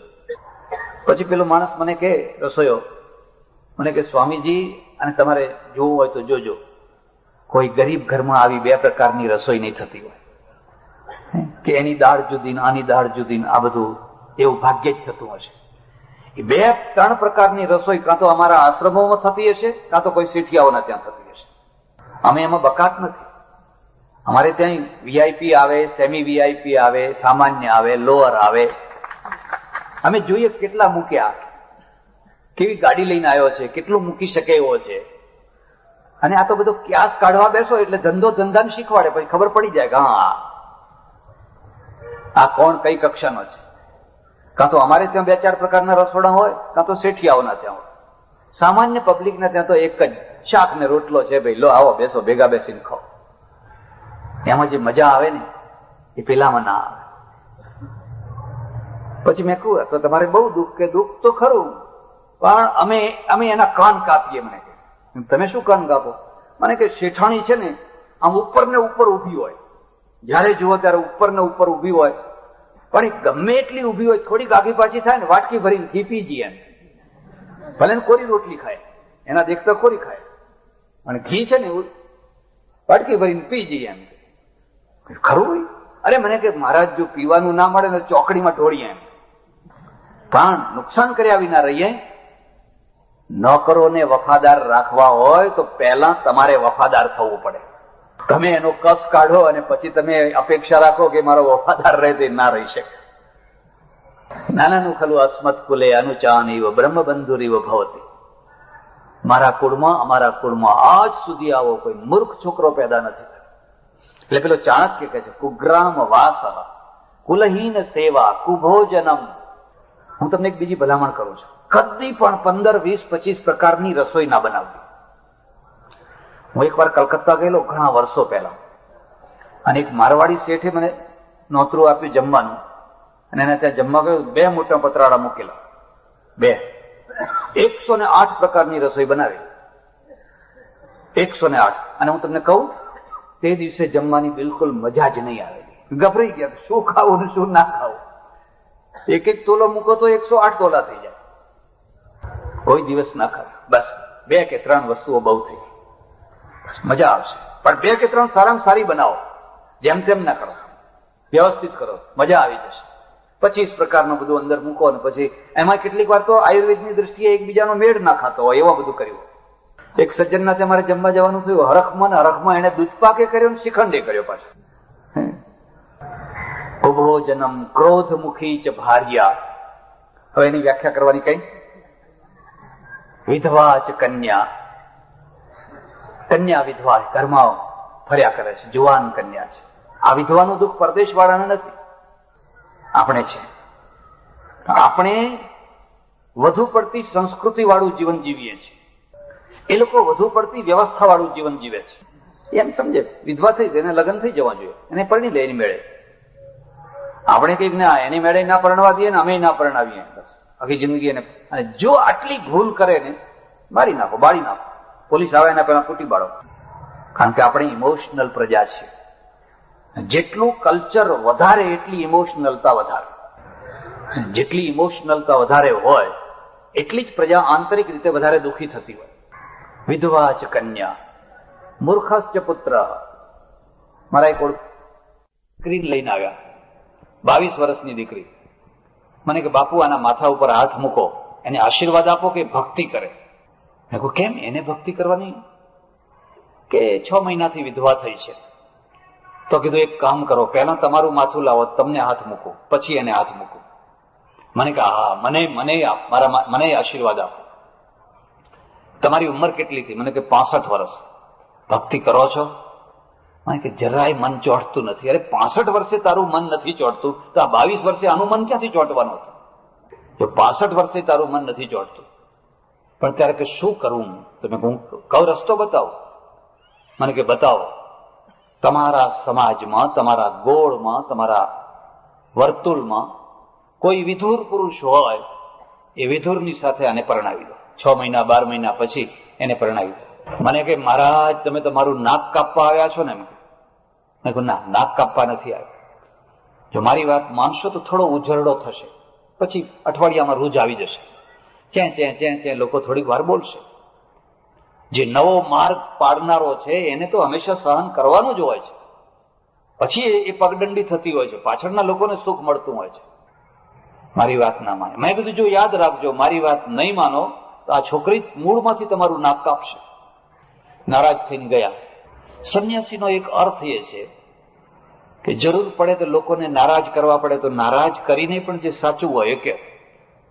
નહીં તો ખમા બાપુ, ખમા બાપુ, ખમા બાપુ, તમને ગમતો રાગ વગાડો, જે તમને ગમતો હોય એ રાગ વગાડો. એ સંન્યાસી ના કહેવાય. સારંગી વગાડવી એ અલગ વસ્તુ છે અને સત્ય કહેવું એ અલગ વસ્તુ છે. બને ત્યાં સુધી એ કડવું ન હોવું જોઈએ, પણ કેટલીક વાર એ કડવું હોય તો કડવું થઈને પણ એને કહેવું પડે. હું તો ગયો, 1 વર્ષમાં સમાચાર મળ્યા કે છોકરી કોઈ વિધર્મીની સાથે ભાગી ગઈ. વિધર્મીની સાથે. હવે એ ડોસો ઘરની બહાર નથી નીકળતો, પોકે ને પોકે રડે છે. મળવા હું ગયો સામેથી, એ તો ઘરની બહાર ના નીકળે. મને કે તમારું કેવું માન્યું હોત? મેં કહું હોત તો ને, હવે ને. આ રસ્તો છે. વિધવા છે કન્યા, એને મારી નથી નાખવી, એને રીબાવીને એને જીવાડવી નથી. સ્વસ્તિ કલ્યાણ, જાઓ બેટા તારું ભલું થાય, તું સુખી થા, રસ્તો કરી આપો. અને આ ઉદારતા છે, આ સમાજ સુધારણા છે. અને એમ ધર્મને કોઈ વાંધો નથી. મૂર્ખસ્ચ પુત્ર. છોકરો છે પણ મૂર્ખ છે. મૂર્ખ છે. મેં કહ્યું ને તમને, વૃદ્ધાવસ્થાનું બહુ મોટું સુખ છે આજ્ઞા પાલન કરનારી સંતતિ. ભલે પૈસો ઓછો હોય પણ બાપા બાપા બાપા લોકો કરતા હોય, પડ્યો બોલ ઉપાડતા હોય. દિવસે સૂર્ય હોય અને કોઈ હા પાડે એ તો પાડે, પણ રાત્રે પણ પાડે. બાપા તમે જે કોઈ, બસ માણસનું હૃદય ભરેલું ને ભરેલું રહે. ઋષિ દુઃખી છે અને દુઃખનું મારે બોલી ગયો. નાનાનું ખલું અસ્મત કુલે અનુચાન ઇવ બ્રહ્મ બંધુરીવ ભવતી. પેલાને ચડી રીસ, છોકરાને ચડી રીસ અને રીસ છે ને ચડવી જ જોઈએ. રીસમાંથી ઇતિહાસ પેદા થતો હોય છે. અને તમે જોયું અનાથ આશ્રમના બાળકોને રીસ ચડતી જોઈ તમે? કોને રીસ ચડે? કોના ઉપર ચડે? જ્યાં વહાલ હોય, જ્યાં પ્રેમ હોય ત્યાં રીસ હોય. અજાણી બસમાં બેઠા છો, અજાણી ટ્રેનમાં બેઠા છો, કોઈએ તમને જગ્યા ના કરી આપી, કોઈના ઉપર રીસ ચડે છે? પણ તમારા વેવાઈ બેઠા હોય જો જગ્યા ના કરી આપે તો આખી જિંદગી રીસ ચડે. જ્યાં અપેક્ષાઓ છે ત્યાં રીસ છે. અને રીસમાંથી તો ઇતિહાસનું નિર્માણ પણ થઈ શકે. શરત એટલી છે કે રીસની સાથે પાણીદાર માણસ જોડાયેલો છે કેમ? જો પાણીદાર માણસ જોડાયેલો ના હોય તો ના ચાલે. બાપીએ મેણું માર્યું જેસલને, અને જેસલને રીસ ચડી, અને રીસમાંથી આખું તમે જુઓ તો તોરલને ઘોડીને લેવા ગયો. હવે અહીં તો કેટલીય ભાભીઓ મેણા માર્યા કરે ને આપણે એના એ જ કોઈ અસર જ નથી. અને અસર હોય તો અડધા કલાકમાં બધી પૂરી થઈ જાય છે. વણઝારાઓની પોટ,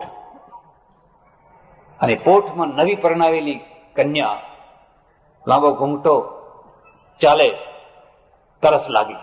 એની સાસુને કહે છે પાણી પીણો હે, પાણી પીણો હે, પાણી પીણો હે, તરસ લાગી છે. 2 વાર 3 વાર 4 વાર, અને પછી સાસુને ક્રોધ આવ્યો. એને કહ્યું તારા બાપે અહીં વાવ ખોદાવી છે, હું તને પાણી લાવી આપું. આપણા ત્યાં એક બીજો નિયમ પણ યાદ રાખવા જેવો છે. ઘરમાં વહુ આવે એટલે ગાળ દેવાનું એક સરસમાં સરસ સાધન આવી ગયું સાસુઓ માટે. હવે કોના ઉપર? હવે જો કે ઉલટું થઈ ગયું છે. હે, હવે બદલો, વહુઓ બદલો વાળા છે. ઘણા વર્ષો સુધી તમે અમને ગાળો દીધી છે, હવે અમારો વારો છે. તારા બાપે અહીં કૂવો ખોદી રાખ્યો છે, હું તને પાણી લાવી આપું. અને પેલી વણઝારી છે ને એને એવી રીસ ચડીને એ તો ઊભી થઈ ગઈ કે મારો બાપ આવે, વાવ ખોદાવે, એ જ પાણી પીશ, નહીં તો મરી જઈશ. આ પ્રતિજ્ઞા છે. બીજી વાત એક યાદ રાખજો, દુનિયાનો તમામે તમામ ઇતિહાસ સનકી લોકોનો છે. સનકી એટલે જાણો છો? જિદ્દી, હઠી. એને કોઈ એમ ના કહે કે ડાયા માણસનું કામ છે, એવું કોઈ ના કહી શકે. એવા લોકોનો ઇતિહાસ છે. જે ફ્લેક્સિબલ માણસો હોય છે ને એ તરત સમાધાન કરી લેતા હોય છે, તરત જ ખાધું પીધું રાજ કર્યું. એ સારી રીતે જીવે ખરા, પણ એનો ઇતિહાસ કશો ના હોય. ઘણા લોકોએ સમજાયું અરે આવું ના હોય, આવું ના હોય, આવું ના હોય, આવું ના હોય, પણ એ ના માની. નહીં, હું અહીંથી ખસીશ નહીં. મારો બાપ આવે અને અહીં વાવ ખોદે ને પાણી, હવે વાવ ક્યારે ખોદાય ને ક્યારે પાણી નીકળે.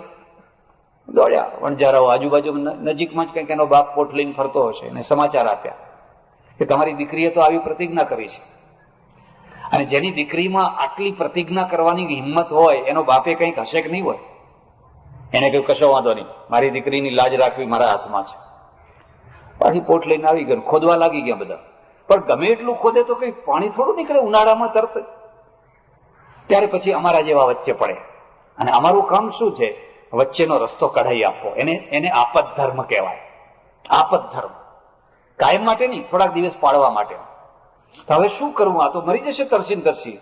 એટલે કોઈ ધર્મગુરુએ આપત ધર્મ બતાવ્યો કે જો ભાઈ, કુવાનું પાણી ના પીવાય, તળાવનું ના પીવાય, નદીનું ના પીવાય, પણ નારિયેળનું પાણી પીવાય. હે, નારિયેળના પાણીનો વાંધો નહીં, નારિયેળના પાણીનો વાંધો નહીં. હા, એ વાત સાચી હો. લોકોને ગમે, કારણ કે હવે બીજો રસ્તો નથી. નારિયેળ પાછા શરૂ કર્યા મહુવાથી, ઢગલા બંધ નારિયેળ પીવો બસ. જોત જોતામાં કુવો વાવ ખોદી નાખી, પાણી નીકળ્યું, વાવ છે. રીસમાંથી ઇતિહાસ. ફ્લેક્સિબલ પ્રજા હોય એ બોલ્યા ચાલો ને, તો વાંધો નહીં. ઇતિહાસ ના સર્જી શકે. રાણા પ્રતાપ ઇતિહાસ સર્જી શકે. ગાડો હતો. હા, આ એક ખાસિયત છે. પેલા છોકરાને એવી રીસ ચડીને બસ રીસમાં ને રીસમાં, હવે આ ઘરનું પાણી હરામ, મારે આ ઘરમાં રહેવું નથી, પગ નથી મૂકવું. હું કાશી જઈશ અને ભણીશ અને વિદ્વાન થઈશ તો પાછો આવીશ, નહીં તો આ ઘરમાં પગ નહીં મૂકું. પેલા ડોહાએ વિચાર કર્યો, ઋષિએ, ભલે ને આ રીતે જતો હોય જવા દો ને, કંઈ કરતા જાય છે, કંઈક ભણશે, બહાર જાય તો ચરાઈ વેતી ચરાઈ વેતી ચરાઈ વેતી. હું ઘણી વાર લોકોને કહું છું અને તમને કહું છું, જે ગામ છોડે એ સુખી થાય, અને જે ગામમાં ને ગામમાં પલાઠી વાળીને બેસી રહે ને, એક નિશ્ચિત લિમિટથી આગળ ના વધી શકે. અહીં તમારે કાઠિયાવાડના પટેલો સુરત ને નવસારી પહોંચ્યા, હીરાના વેપારમાં ઝંપલાવ્યું. આજે તો કરોડાધિપતિ બધા થઈ ગયા.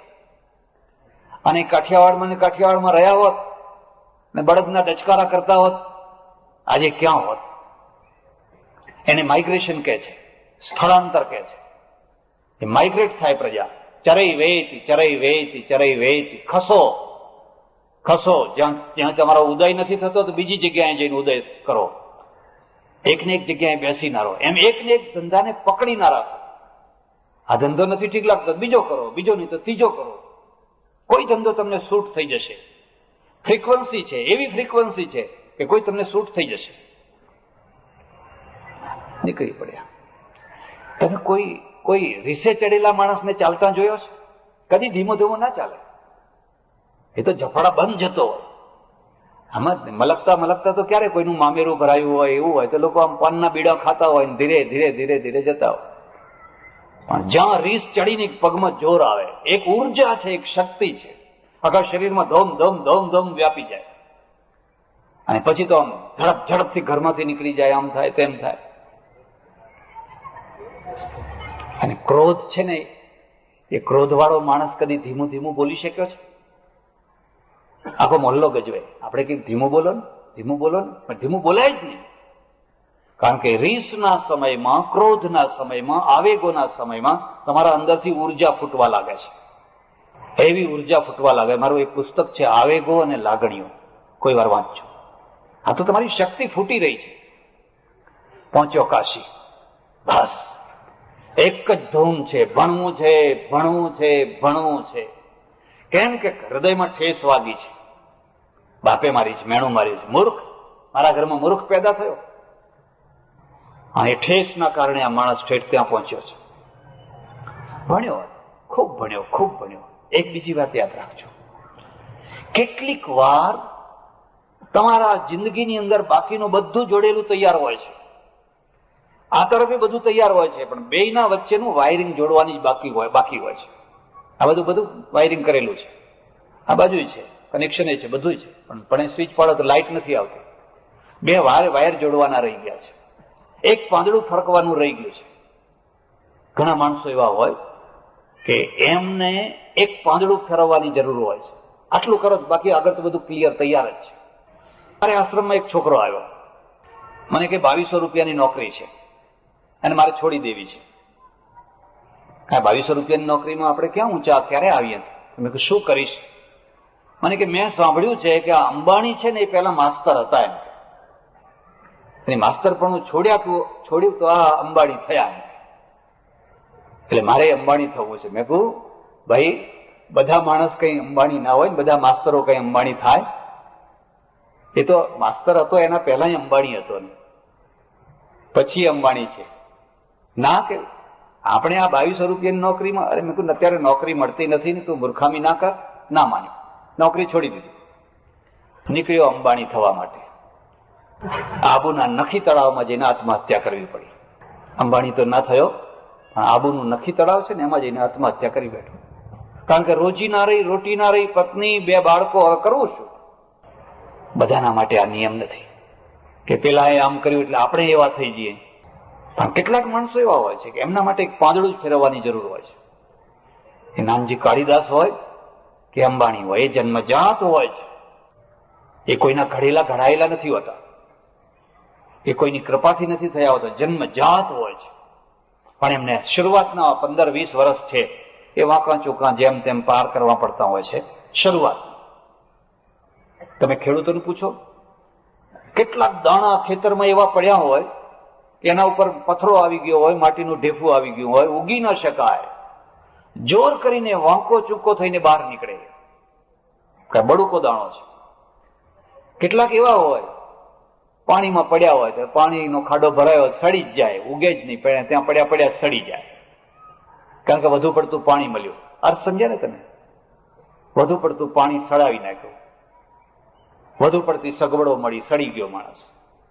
વધુ પડતું ઐશ્વર્ય મળ્યું, સડી ગયું. ગોંડલ દરબાર હતા ભગવતસિંહજી, એમના છોકરાઓને 500 રૂપિયા પગાર, એમ જ પૂરું કરવાનું અને ચારેને કામ કરવાનું. એટલે બરાબર સારા હોશિયાર થઈ શકે. ખૂબ ભણ્યો. ભણ્યા તો ખરા, પણ અમારે ત્યાં બે માધ્યમ છે. એક ગુણની સાથે વિદ્યા, એક ગુણ વિનાની વિદ્યા. ગુણની સાથે જો વિદ્યા લાવવી હોય તો પહેલા વિદ્યાર્થીને વિદ્યા નહીં ભણાવવાની, પહેલા એની પાસે કામ કરાવવાનું, કચરા કઢાવવાના, વાસણ ઘસાવાના, વાસીદું કરાવવાનું, છાણ ઉચકવાનું, આ બધા હલકા કામ કરાવવાના. એટલે એના અહમ છે ને એ અહમને મારવામાં આવે. અને નિરભિમાનિતાનું જે સુખ છે એ અદ્ભુત સુખ છે. તમારો અહમ છે એ મરાયો હોય, એના સુખ જેવું કોઈ સુખ નથી.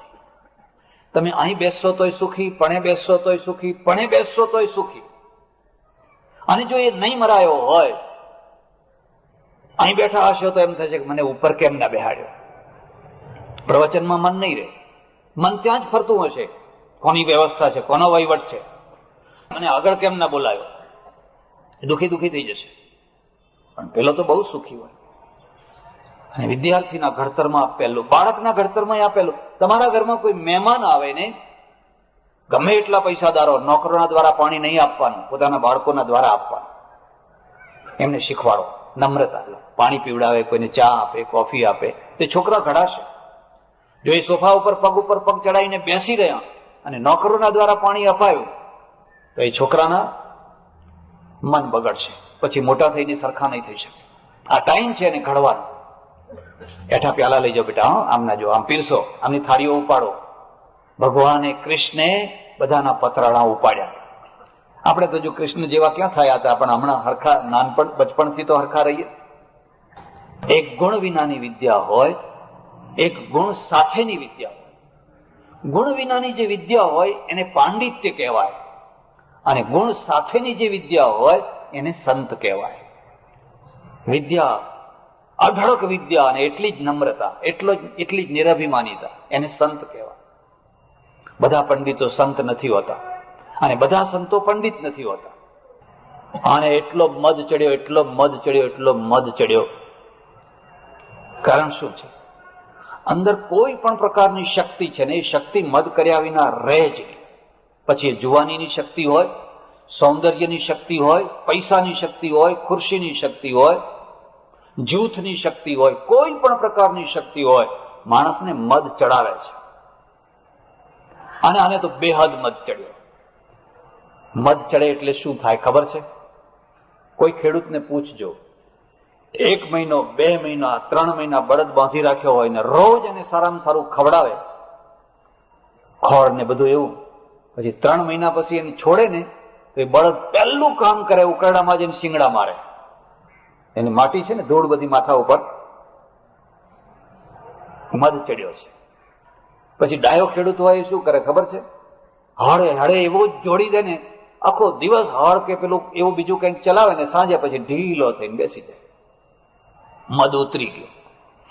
માણસને મદ ચડે. અને મદને પ્રોત્સાહન કોણ આપે? નિરંતર સફળતા. તમે જીત્યા, 1 વાર, બીજી વાર, ત્રીજી વાર, ચોથી વાર, અહીં જીત્યા, અહીં જીત્યા, મદ ચડી જશે. કોઈ વાર હારવું પણ જરૂરી છે. હારવાથી પણ જીવ કલ્યાણ થાય. રાવણ હાર્યો નતો એટલે રાક્ષસ બન્યો. કોઈ વાર હારવું પણ જરૂરી છે. આ પંડિતોના સાથે શાસ્ત્રાર્થ કરે, વિજય મેળવે અને અપમાનિત કરે. 1, 2, 3 ડંકો વગાડી દીધો, ચારે તરફ ડંકો વગાડી દીધો. એક બીજી વાત યાદ રાખજો, જ્યાં તમારામાં કોઈ પ્રકારની શક્તિનો ઉદય થયો નહીં, કે થોડાક લોકો ખુશામત કરનારા તમારી ચારે તરફ વીંટળાવાના જ. ગોળ મૂકો એટલે માખીઓ આવે ને. હા, શક્તિ હોવી જોઈએ. અને જ્યાં તમારી શક્તિ ખતમ થઈ નહીં, એ માખીઓ ખસી નહીં, ખલાસ ઉડી જવાની, પછી બીજે જ્યાં ગોળ પડ્યો હોય ત્યાં. અને આ ખુશામત કરનારા જે માણસો છે ને, એ આ ચડતા માણસને બગાડતા હોય છે. એક બીજી વાત, પડતા માણસને બહુ સાચવવાની જરૂર નથી. એ તો પછડાટ એ જ મોટો ગુરુ છે. એ પોતે જ સમજશે પડ્યો હો, પણ ચડતા માણસને સાચવવાની જરૂર છે. કારણ કે ચડતા માણસને તો એમ જ છે કે હું ચડી રહ્યો છું, હું ચડી રહ્યો છું, હું ચડી રહ્યો છું. અને આજુબાજુના લોકો જય જયકાર કરી રહ્યા છે, વાહ વાહ, એક પગથિયા ઓર ચડો.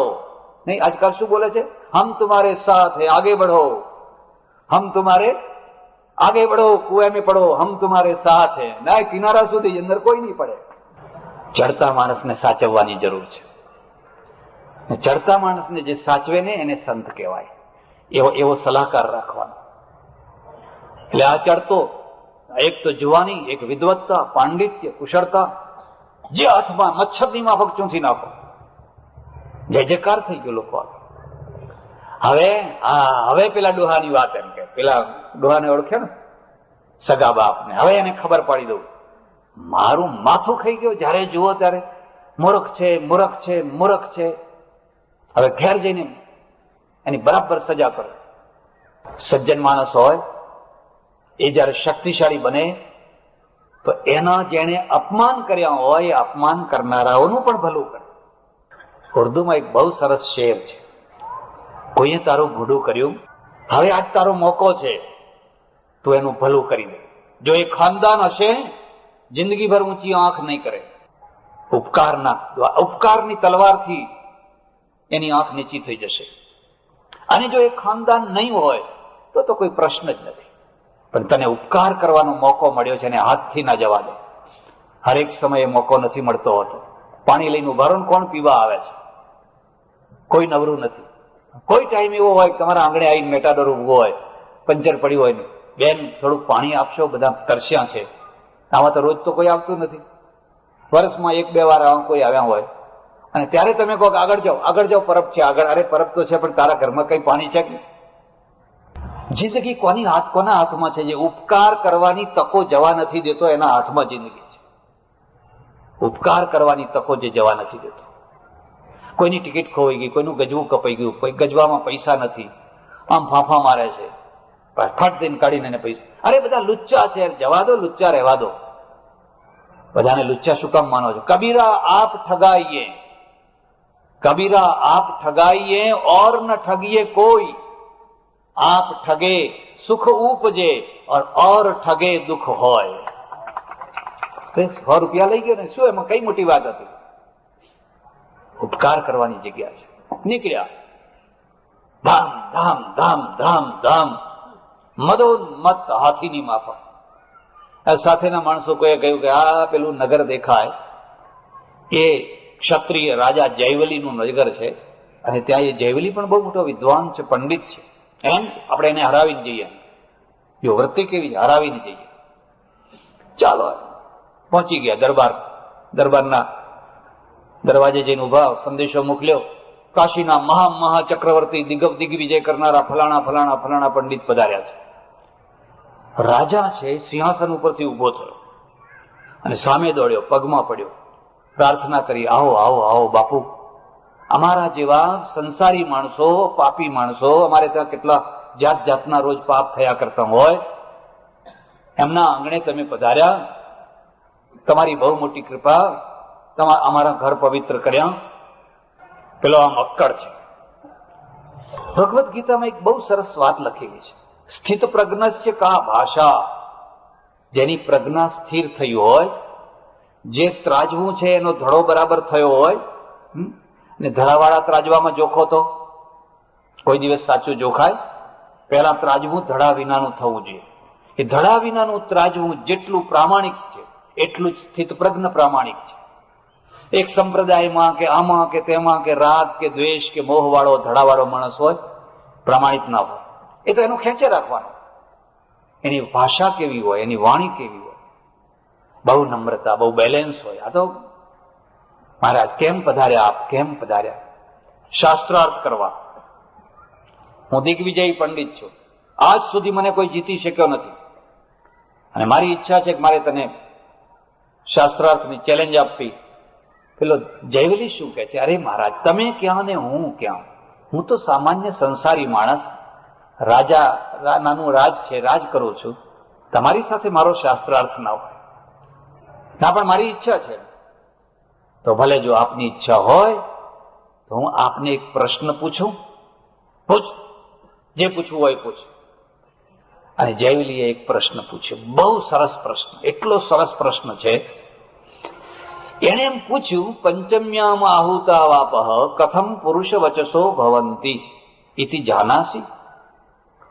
પાંચમી આહુતિમાં હોમાયેલું પાણીનું ટીપું બિંદુ પુરુષનો આકાર કેવી રીતે ધારણ કરે છે તમે જાણો છો? પેલી આહુતિ કઈ, બીજી કઈ, ત્રીજી કઈ, ચોથી કઈ, પંચમ્યામાં આહુતા વાપ, પાંચમી કઈ? એ આહુતિમાં એક નાનું સરખું ટીપું આખા પુરુષનો આકાર ધારણ કરી લે છે. એ તમે જાણો છો? ઢીલા થઈ ગયા. આ તો કોર્સ 12મું આવી ગયું. આ તો કોર્સમાં હતું જ ને. આ તો ગર્વ કિયો સોઈ નર હાર્યો સિયા રામ જીસુ. એક બીજી વાત યાદ રાખજો, નમ્ર માણસ કદી બે આબરૂ નથી થતો, અભિમાની જ બે આબરૂ થાય છે. જેના અંદર સહજ નમ્રતા હોય છે એને ભાગ્યે જ ફજેતી એની થતી હોય છે. અને અભિમાની હોય ને, સ્વયંવર હતો સીતાજીનો, બધા કે અમે તોડશું, અમે તોડશું, અમે તોડશું. ગયા બધા, શું તોડ્યું? બધા ઢીલા થઈને પાછા આવ્યા. અને જે ખરો તોડનારો હતો એ ચૂપચાપ શાંતિથી ઉભો હતો. જયારે વિશ્વામિત્રે કહ્યું ઉઠાવું રામ ભંજાવું ભવચાપા, ત્યારે જ રામ ઉભા થયા અને ધનુષ તોડ્યું. કશું જ નહીં, કઈ જ નહીં, શાંતિથી પાછા આવી ગયા. આવીને બેસી ગયા પોતાની જગ્યાએ, નમસ્કાર કરી. એટલે નમ્રતા કદી ફજેતી નથી લાવતી. તમે એટલા માટે નમ્ર ના બનો કે તમે સારા બનો, પણ એટલા માટે તમે ફજેતીથી બચી જાઓ. ભાઈ મારાથી થશે તો કરીશ, ભગવાનની કૃપા હોય તો, વડીલોના પુણ્ય હોય, તમારા જેવાની દયા હોય તો આટલું કંઈક કરીએ. તો એવો માણસ કામ પાર પાડી શકે. હું કરું, હું કરી આપું, ફસડી પડવાનું. બોલો જવાબ આપશો? એ નહીં, નથી આવડતો. મૂંઝાઈ ગયા, એવું બોલ્યા ને, નથી આવડતો. રાજાએ વિચાર કર્યો કે આને જવાબ નથી આવડતો. એક બીજી વાત છે, કોઈની ખાનદાનીનું માપ કાઢવું હોય તો પૈસેથી ના કાઢશો. ઘણી વાર કુબેરના ઢગલા ઉપર કોઈ શૈતાન બેઠો હોય, ઢગલો કુબેરનો હોય ને ઉપર બેઠો હોય શૈતાન, ખરાબમાં ખરાબ માણસ બેઠો હોય. પૈસા જોઈને દીકરી ના આપશો. એના કરતા કસાઈખાને આપવી હોય તો આપી દેજો, એક દિવસમાં નિકાલ થઈ જાય. આની પાસે પૈસો છે પણ ખાનદાની નથી. ઘણા લોકો એવા હોય, પૈસો ઓછો હોય પણ ખાનદાની મોટી હોય. ખાનદાનીનું માપ કાઢવું હોય તો તમારા સંબંધો જ્યારે બગડે, દુશ્મન બનો, વિરોધી બનો, એ વખતે તમારી સાથે કેટલો સારો વ્યવહાર રાખે છે એના આધારે એની ખાનદાની કાઢી શકાય. તમે સારા હતા ને સારા રહ્યા એમાં તો કઈ મોટી વાત હતી? મેં તમને ચા પીવડાવ્યો, તમે મને ચા પીવડાવ્યો, એમાં કઈ મોટી વાત હતી? પણ કાલી મારા તમારા સંબંધો બગડ્યા. અને આ તમે લખી રાખજો, સંબંધો ગમે એટલા મજબૂત હોય તો પણ ક્યારે બગડે એનો કોઈ ભરોસો ના કરશો. અને જેટલા ક્લોઝ સંબંધો હોય એટલા જ જોરથી બગડતા હોય છે. પણ બગડ્યા પછી એની ખાનદાની દેખાતી હોય છે. બગડ્યા પછી હું એનું ભોળું નહીં કરું. ભલે બોલશો નહીં, ચાલશો નહીં, પેઢી જુદી થઈ જશે, ભાગ જુદા થઈ જશે, વહેંચી લેશે બધું, પણ હલકી કક્ષાએ માણસ ના જાય તો એ ખાનદાન માણસ છે. અને પહેલા સાથે એક ભાણામાં બેસીને જમે અને પછી એકબીજાના ખૂન કરવા પાછળ ષડયંત્રો કરે, એ ખાનદાન માણસ ના કહેવાય. જયવલીએ જોયું કે આ માણસ છે એને જવાબ નથી આવડતો, અને આટલા બધા પંડિતોની વચ્ચે એને ઝાંખો ના પાડવો જોઈએ. જેની બાંધી મુઠ્ઠી રાખવી હોય તો તમે પણ બીજાની બાંધી મુઠ્ઠી રાખો. તમે બીજાની ઉઘાડી કરશો તો તમારી ઉઘાડી થશે. મારે એની મુઠ્ઠી ઉઘાડી, એની આબરૂ રાખવી જોઈએ. એટલે એને શું કર્યું ખબર છે? જયવલીએ કહ્યું કે મહારાજ બીજો પ્રશ્ન પૂછું? એટલે પેલો હા બીજો પૂછો. એટલે બીજો જો આવડી જાય, પેલો પ્રશ્ન પેપરમાં નથી હોતું આ કરો અથવા આ કરો, હાથમાંથી 5 કરો એવું હોય છે ને વિકલ્પ, એટલા માટે વિકલ્પ રાખ્યા હોય છે. પેલાને જરા જોર આવી ગયું, હા હા હા પૂછો પૂછો, બીજો પૂછો. એટલે એને તરત જ બીજો પ્રશ્ન પૂછ્યો. પેલું જે સૂર્ય માર્ગ છે, અર્ચી માર્ગ છે, એનું જંકશન ક્યાંથી થાય છે એ તમે જાણો છો? અહીંથી બધા આમ ઉપર જાય જીવાત્માઓ, પછી એક જંકશન આવે છે, ત્યાંથી આમ થોડાક જાય, થોડાક આમ જાય. એ જંકશનને તમે જાણો છો? આ એક કોર્સ 12મું આવી ગયું, ફરી પાછો ઢીલો થઈ ગયો. આ તો ખબર જ નથી, આ બધું ક્યાંથી આજ પૂછે છે? આવું તો કોઈ આજ સુધી પૂછ્યું નહીં. જયવલી ખાનદાન છે, એને જોયું હજુ આને પ્રશ્નનો જવાબ નથી. ચાલો ત્રીજો પ્રશ્ન પૂછ્યું તો કે હા પૂછો. કથમ અસૌ લોકો ન સંપૂર્યતે.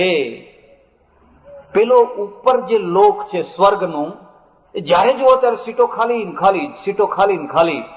અને એની બાજુમાં જે પેલો નરક લોક છે એમાં દર મહિને એક્સટેન્શન કરવું પડે છે, દર મહિને જગ્યા વધારવી પડે છે, કારણ કે એટલા બધા લોકો આવી રહ્યા છે, એને સમાવવા ક્યાં?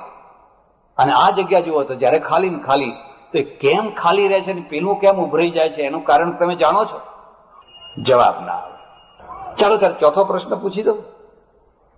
અને આ ફાંફા મારે છે, કદાચ ચોથો આવડી જાય. હા, ચોથો પૂછો. ચોથો પ્રશ્ન પૂછે છે, જે લોકો ઘરમાં રહે, સંસારમાં રહે, નોકરી કરે, ધંધો કરે, વેપાર કરે, પત્ની હોય, બાળકો હોય, વેવૈયો હોય, બધા સંબંધો હોય, અને છતાં ઘરમાં રહીને પણ આત્માનું કલ્યાણ થાય એવો રસ્તો તમે જાણો છો? હા, એ નથી આવડતો. ત્યારે હવે છેલ્લો પાંચમો પૂછી દો. જે લોકોએ ઘર છોડ્યું હોય અને અરણ્યમાં જઈને રહેતા હોય, એ અરણ્ય સ્થિત્વા શ્રદ્ધા તપેત્યુપાસતે, એ લોકો જેને બાળ નથી, બચ્ચા નથી, પત્ની નથી, વેપાર નથી, ધંધો નથી, કોઈ સંબંધ નથી, એવા લોકોનું આત્મકલ્યાણ કેવી રીતે થાય? એ ઉત્તર તમને આવડે છે? એ નથી આવડતું. બસ 5 પ્રશ્નોમાં તો આ ઢીલો ડસ્ટ. તમારામાંથી ઘણા જાણતા હશે, આજે દુનિયામાં એક બહુ મોટો રોગ છે ડિપ્રેશનનો.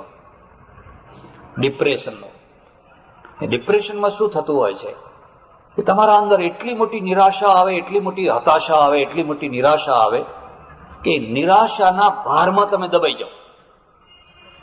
હિમાલયનો ભાર ઊંચકવો સરળ છે, પણ નિરાશાનો ભાર ઊંચકવો સરળ? હિમાલય તો કદાચ કોઈ હનુમાન હોય તો ઉંચકી જાણે, પણ નિરાશાનો ભાર તો હિમાલયના ભાર કરતા વધારે છે. અને જેના ઉપર વારંવાર નિરાશા હોય, ડિપ્રેસ થઈ જતો હોય, ઘરના માણસોથી નિરાશ થયો હોય, બીજી રીતે નિરાશ થયો હોય, વેપાર ધંધામાં થયો હોય, ને પછી આમ ગુમસુમ બેસી રહેતો હોય. તમે એને સમજો. આપણા ત્યાં શું થાય, એને ભૂત ભુવા પાસે લઈ જાય, દોરા ધાગા કરાવે કે આ ભાઈ ગુમસુમ બેસી રહે છે, શું કંઈક વળગ્યું છે કે આ તમે જ વળગ્યા છો, બીજું કોઈ વળગ્યું નથી. એક જમાનો હતો જયારે આપણા ત્યાં બધી દવાઓ ભુવાના ત્યાંથી નીકળતી. ગામમાં કોઈને એટેક આવતો, પહેલા એટેક આવતો, ના એવું નહીં ના આવતો, પણ કોઈને ખબર ના પડે અને માણસ ગબડી પડે, મરી જાય. એટલે આખું ગામ એક જ વાત કહે કે એને કોઈ મૂઠ મારી, પેલા વિરોધીઓ એને મૂઠ મરાવી હતી. અને દરેક ગામમાં 1-2 મૂઠ મારનારા રહેતા, હજુ રહેતા હશે. અને મારો તો અનુભવ છે, પટેલો હોય ને ત્યાં તો આ બધા ડેકલા વાગતા જ હોય. તમારે એ ડેકલા વિનાના હોય જ નહીં, એમને શાંતિ જ નહીં. હું ગમે એટલા માથા કૂટીને મરી જાઉં કે રવા દો ભાઈ આ બધું ને, કે ના નડે છે, અમને નડતર નડે છે. કઈ નડતું નથી, તમે તમારી જાતને નડો છો. એક સમય આવશે કે લોકો જાગશે અને સમજશે, અને ત્યારે ખબર પડશે કે આ ધર્મના નામે અમને કેટલા લોકો લૂંટતા હતા, કેવી રીતે લૂંટતા હતા. આવશે, થોડી વાર લાગશે. ઘણાના ઘરમાં આવી ગયો છે. એટલે ડિપ્રેસ થઈ ગયો એકદમ, ઉઠી ન શકાય, શક્તિ નહીં, ઉઠી ન શકાય. 2 હાથે પકડીને એને ઉભો કર્યો. પેલો જયવલી કે છે, મહારાજ કઈ રસોઈ પાણી જમી કરીને જજો શાંતિથી, હવે કેવું ભૂખ લાગે. હારનો ફટકો સહન કરવો બહુ કઠિન છે, અને હારના એક પછી એક ફટકાઓ જે સહન કરે ને, અને કોણ સહન, જેને કાળજું આવડું મોટું હોય. એક લાયન્સ ક્લબમાં કે રોટરીમાં કે એમાં કંઈક જવાનું થયેલું. એના જે રિજિયોનલ ગવર્નર હતા, એક પારસી હતા. સભા થવાને બહાર મારી પાસે બેઠેલા. મને કે સ્વામીજી તમે જ્યોતિષ જાણો છો? મેં કહ્યું ના. મેં કહ્યું કેમ પૂછ્યું? મને કે આજથી 5મા દિવસે હું 60 લાખનો આસામી હતો, 4થા દિવસે 40 લાખનો થયો, અને 3જા દિવસે 20 લાખનો થઈ ગયો. હવે મને એ ચિંતા છે કે આ 20 લાખે મારી પાસે રહેશે કે કેમ. 3 દિવસમાં 60 લાખમાંથી 20 લાખ. હવે મેં કહ્યું તોય તમે તો હસતા ખેલતા સભામાં આવ્યા છો, પ્રવચન કરવાના છો, તમારા ચહેરા ઉપર તો કોઈ અસર નથી. અને અમે બધા ગીતાની વાતો કરીએ, જો લંગોટી કોઈ લઈ જાય તો 3 દિવસ સુધી બૂમા બૂમ કરીએ. એક તુંબડું કોઈ લઈ જાય તો, અને તમે તમારા 40. અને કે સ્વામીજી વ્યાપાર ધંધો કરવો હોય તો કાળજું છે ને ઢાલ જેવું રાખવું પડે. લાખો આવે ખરા અને લાખો જાય ખરા. એમ તમારે ઇતિહાસના કોઈ સેનાપતિ હોવ તો કોઈ વાર તમારે ફટકોય ખાવો પડે, હારવું પડે, ભાગવું પડે, અને કોઈ વાર પાછું જીતવું પડે. હાર સહન કરી શકે એ જ જીતનો અધિકારી થઈ શકે. જે હાર નથી સહન કરતો એ શું જીતનો અધિકારી થવાનો હતો? અખાડામાં જઈને જુઓ, પહેલવાનો કેટલી વાર હારતા હોય છે. હાર્યા એટલે ડિપ્રેસ થઈ ગયા. ચૂંટણી આવે એટલે એટલા ફોર્મો ભરાય, આપણે કઈક ભાઈ બેસી જાઓ તમારો ક્લાસ, નહીં કે મારે તો ગજવામાં વોટ છે, મારું તો નક્કી જ છે એમ. આવું કે બધા બિલકુલ જેની ડિપોઝિટ જવાની હોય એ કે અમારું તો નક્કી જ છે. અને જયારે રિઝલ્ટ આવે ત્યારે ખબર પડે ગજવામાંથી તો એક વોટ ના નીકળ્યો હતો જ નહીં. અને પછી એ ઘરમાં એવા સંતાઈ જાય 15 દિવસ સુધી મોઢું ના બતાવે. આપણે કંઈક બહાર નીકળવાનું પણ કે શું મોઢું બતાવું, કેમ પેલું 15 દાડા પહેલા હતું એ હારનો પછડાટ જે સહન કરે એ જ વિજયની માળા પહેરી શકે. અને એટલું ડિપ્રેસ થઈ ગયો, ઉઠાય નહીં, હિંમત નહીં. 2 માણસોએ ઉભો કર્યો, જેમ તેમ કરી લઈ ગયા. હવે જમવાની ઈચ્છા નથી, ચાલ્યા. ઘર થોડુંક દૂર રહ્યું અને પેલી દોડી બળી તોય દોરડી ને એનો વર જાય, બસ કે ડોહો. જૂની બધી વાતો યાદ આવી ગઈ. આપણી એક સંસ્કૃતિ છે. આપણે એમ કહીએ છીએ ને પરદેશ પાસે સંસ્કૃતિ નથી, પણ ખોટી વાત છે. હું એના વખાણ નથી કરતો, પણ પરદેશીઓ એકબીજાને મળે, હાથ મેળવે, એકબીજા પોતાની ઓળખાણ આપે, થેન્ક યુ બોલે, સોરી બોલે, બધું આખું વ્યવસ્થિત તંત્ર. અને આપણે છે ને પહેલા આપણા ઘડિયાઓનો એક રિવાજ હતો. ગામડામાં લોકો બેઠા હોય પાઘડી બાંધીને, કોઈ અજાણ્યો માણસ નીકળે તો એ રામ રામ બોલે. અજાણ્યો હોય તો રામ રામ રામ રામ. આ કલ્ચર હતું. હવે કોઈ નથી બોલતો એવું. હવે તમારે કોઈ એકબીજા સાથે વાતે ના કરે. થેન્ક યુ સોરી ની કઈ પ્રશ્ન જ નથી. બાપને ખબર પડી લીધી, એના વધામણા લેવા માટે ઉભેલો. મારો છોકરો આવે છે. કેટલો હરખ હોય બાપને. છોકરો છાતી કાઢીને નમસ્કાર કરી આવીને ચૂપચાપ ઘરમાં બેસી ગયો. અને પેલાના કાળજે એક ઠેસ મારતો ગયો. આ ભણીને પણ ના સુધર્યો તો ના જ સુધર્યો. વિદ્વાન થયો પણ સુધર્યો નહીં તો ના જ સુધર્યો. પણ વૃદ્ધ છે ને, એ વૃદ્ધની પાસે પણ જ્ઞાન છે. એને જોયું કે હવે આને ઉપદેશથી નહીં સુધારી શકાય, એને એક ફટકાની જરૂર છે. કોઈ મિસ્ત્રીને પૂછી જોજો, કેટલાક થાંભલા છે ને ઓરંબે લાવવા હોય ને તેને ફટકા મારવા પડે. અને જો ફટકા ના મારો તો એ આખી જિંદગી ત્રાંસા રહે. અને ત્રાંસા રહે તો પછી ભાર ના ઉંચકી શકે. અને જો એના ઉપર ભાર મૂક્યો તો એ પડે ને ભારે પડે. પણ જો એના ઉપર 100 મણ ભાર મૂકવો હોય તો નીચે 2-4 ફટકા મારીને એને સીધા કરવા પડે. બસ 2-4 ફટકા મારો, સીધા થઈ જાય. ઘરમાં જઈને પ્રયોગ ના શરૂ કરી દેતા. બાપનું આ કામ છે. એને કહ્યું, બેટા તું ભણ્યો? હા, હું ભણ્યો. શું ભણ્યો? બધું ભણ્યો, કઈ બાકી નથી રાખ્યું. ઓહો, કઈ બાકી નથી રાખ્યું? તો હું તને પ્રશ્ન પૂછો. એકેન વિજ્ઞાતેન સર્વમ વિજ્ઞાતમ ભવતી ઇતિ જાનાસી. એકને જાણવાથી બધું જણાઈ જાય એ વિદ્યા તું ભણ્યો છે? કોર્સ 12મું આવી ગયું પાછું. આજ ખબર નહીં કેવો દિવસ છે કે જે પ્રશ્ન પૂછે છે બધા બહારના જ પ્રશ્નો છે. અને ઢીલો થઈ ગયો. અને ઢીલો થયો એટલે પગમાં પડ્યો. બસ ધ્યાન દેજો. એને ઢીલા બનાવવાની જરૂર હતી. ઘડો બનાવતા પહેલા માટીને ઢીલી બનાવવી પડે.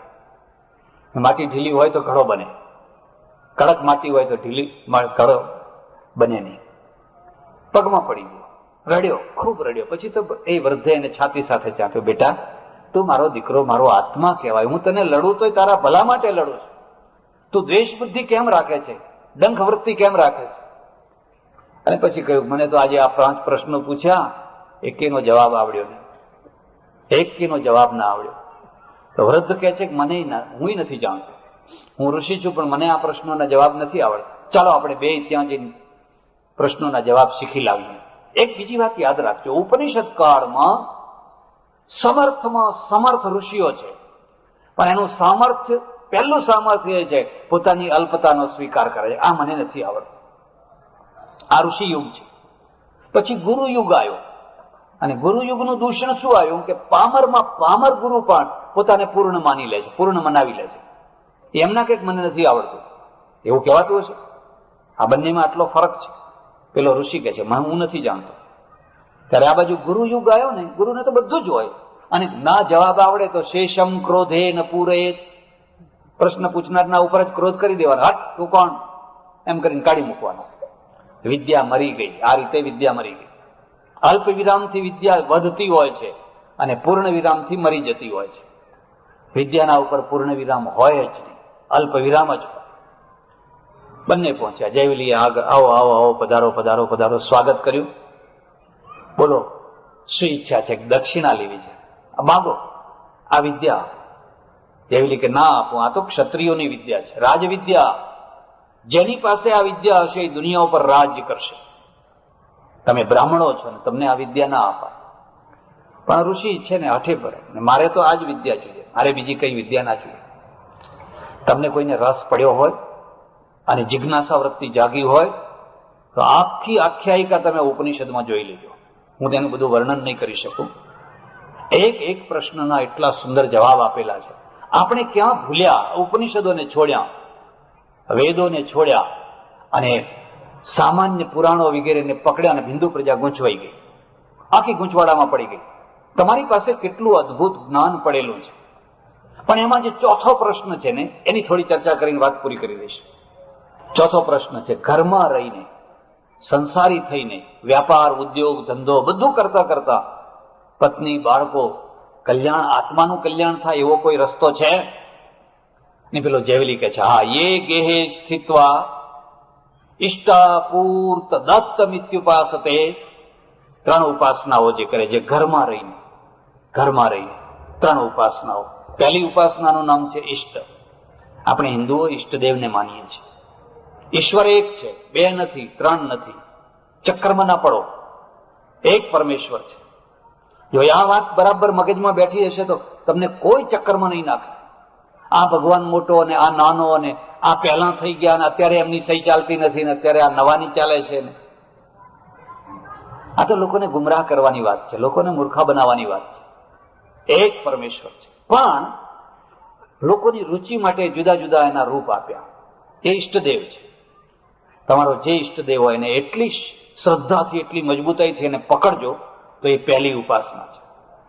જાગો એટલે એને પ્રાર્થના કરજો, ઘરમાંથી નીકળો એટલે એને પ્રાર્થના કરજો, દીકરીના લગ્ન કરવા જવું હોય તો એને પ્રાર્થના કરજો કે તું નક્કી કરજે, મને ખબર નહીં, મને તો પીળું પીળું બધું સોનું દેખાય, પછી ખબર પડે કે આ પિત્તળ હાથમાં આવ્યું. તમે જોશો કે તમે ખાડામાં પડતા હશો તો તમને બચાવી લેશે, હાથ પકડીને ખેંચી લેશે. ઈષ્ટદેવને નહીં છોડવાનું. જેના મા બાપ મરી ગયા છે એ નિરાધાર નથી.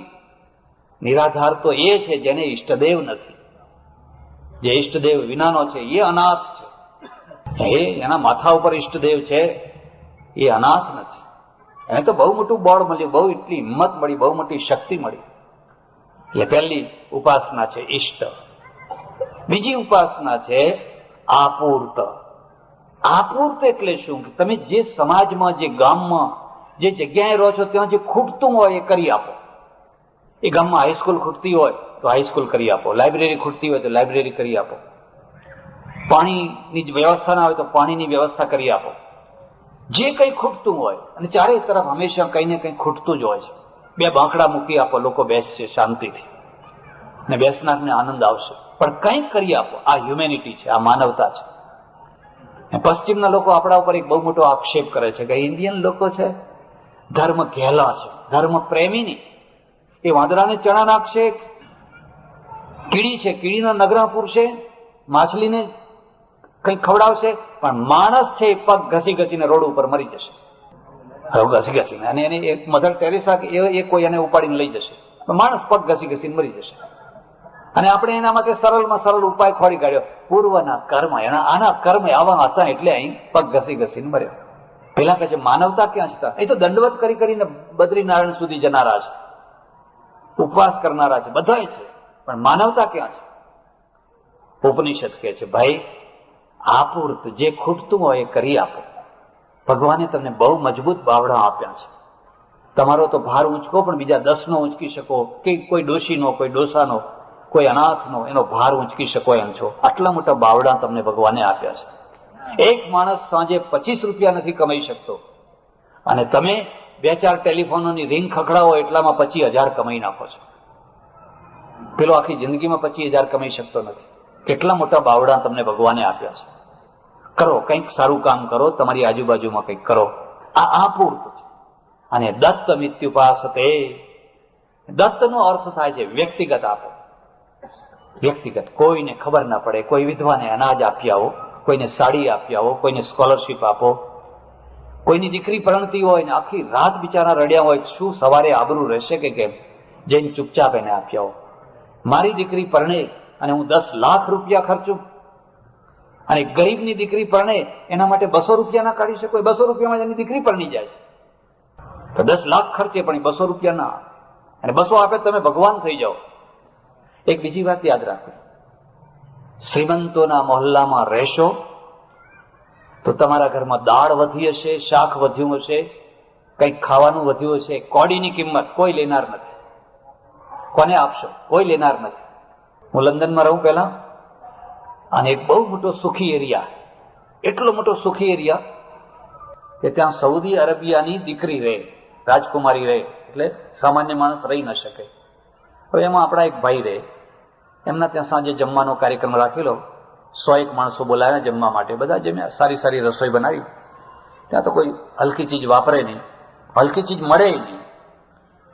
પછી બધો ઘર ઘર ઘર અવાજ આવવા માંડ્યો. મેં કહું આ શું છે? મને કે આ જે રસોઈ વધી ને એ બધી હવે ગટરમાં નાખીએ છીએ, એટલે એને ક્રેશર કરીને નખાય. એના માટે પાઇપ હોય, મશીન હોય, પાણી જેવું કરીને પછી નખાય, એમને એમ ના નખાય. એટલે મશીન. અરે મેં કહું આટલી કિંમતી રસોઈ તમે ગટરમાં નાખો છો? એના કરતા કોઈ ગરીબને આપી દો ને. પણ કે અહીં કોઈ લેનારું ગરીબ જ નથી. આ એટલો પૈસાદારોનો મોહલ્લો છે કે અહીંયા કોઈ લેનારું ગરીબ નથી. ઓહો, હવે અહીંયા પૈસાદારના મોહલ્લામાં તમે પૈસાદાર થઈને રહો, તમારા સામે કોઈ જોવાય તૈયાર નહીં. પણ ગરીબના મોહલ્લામાં જઈને રહો અને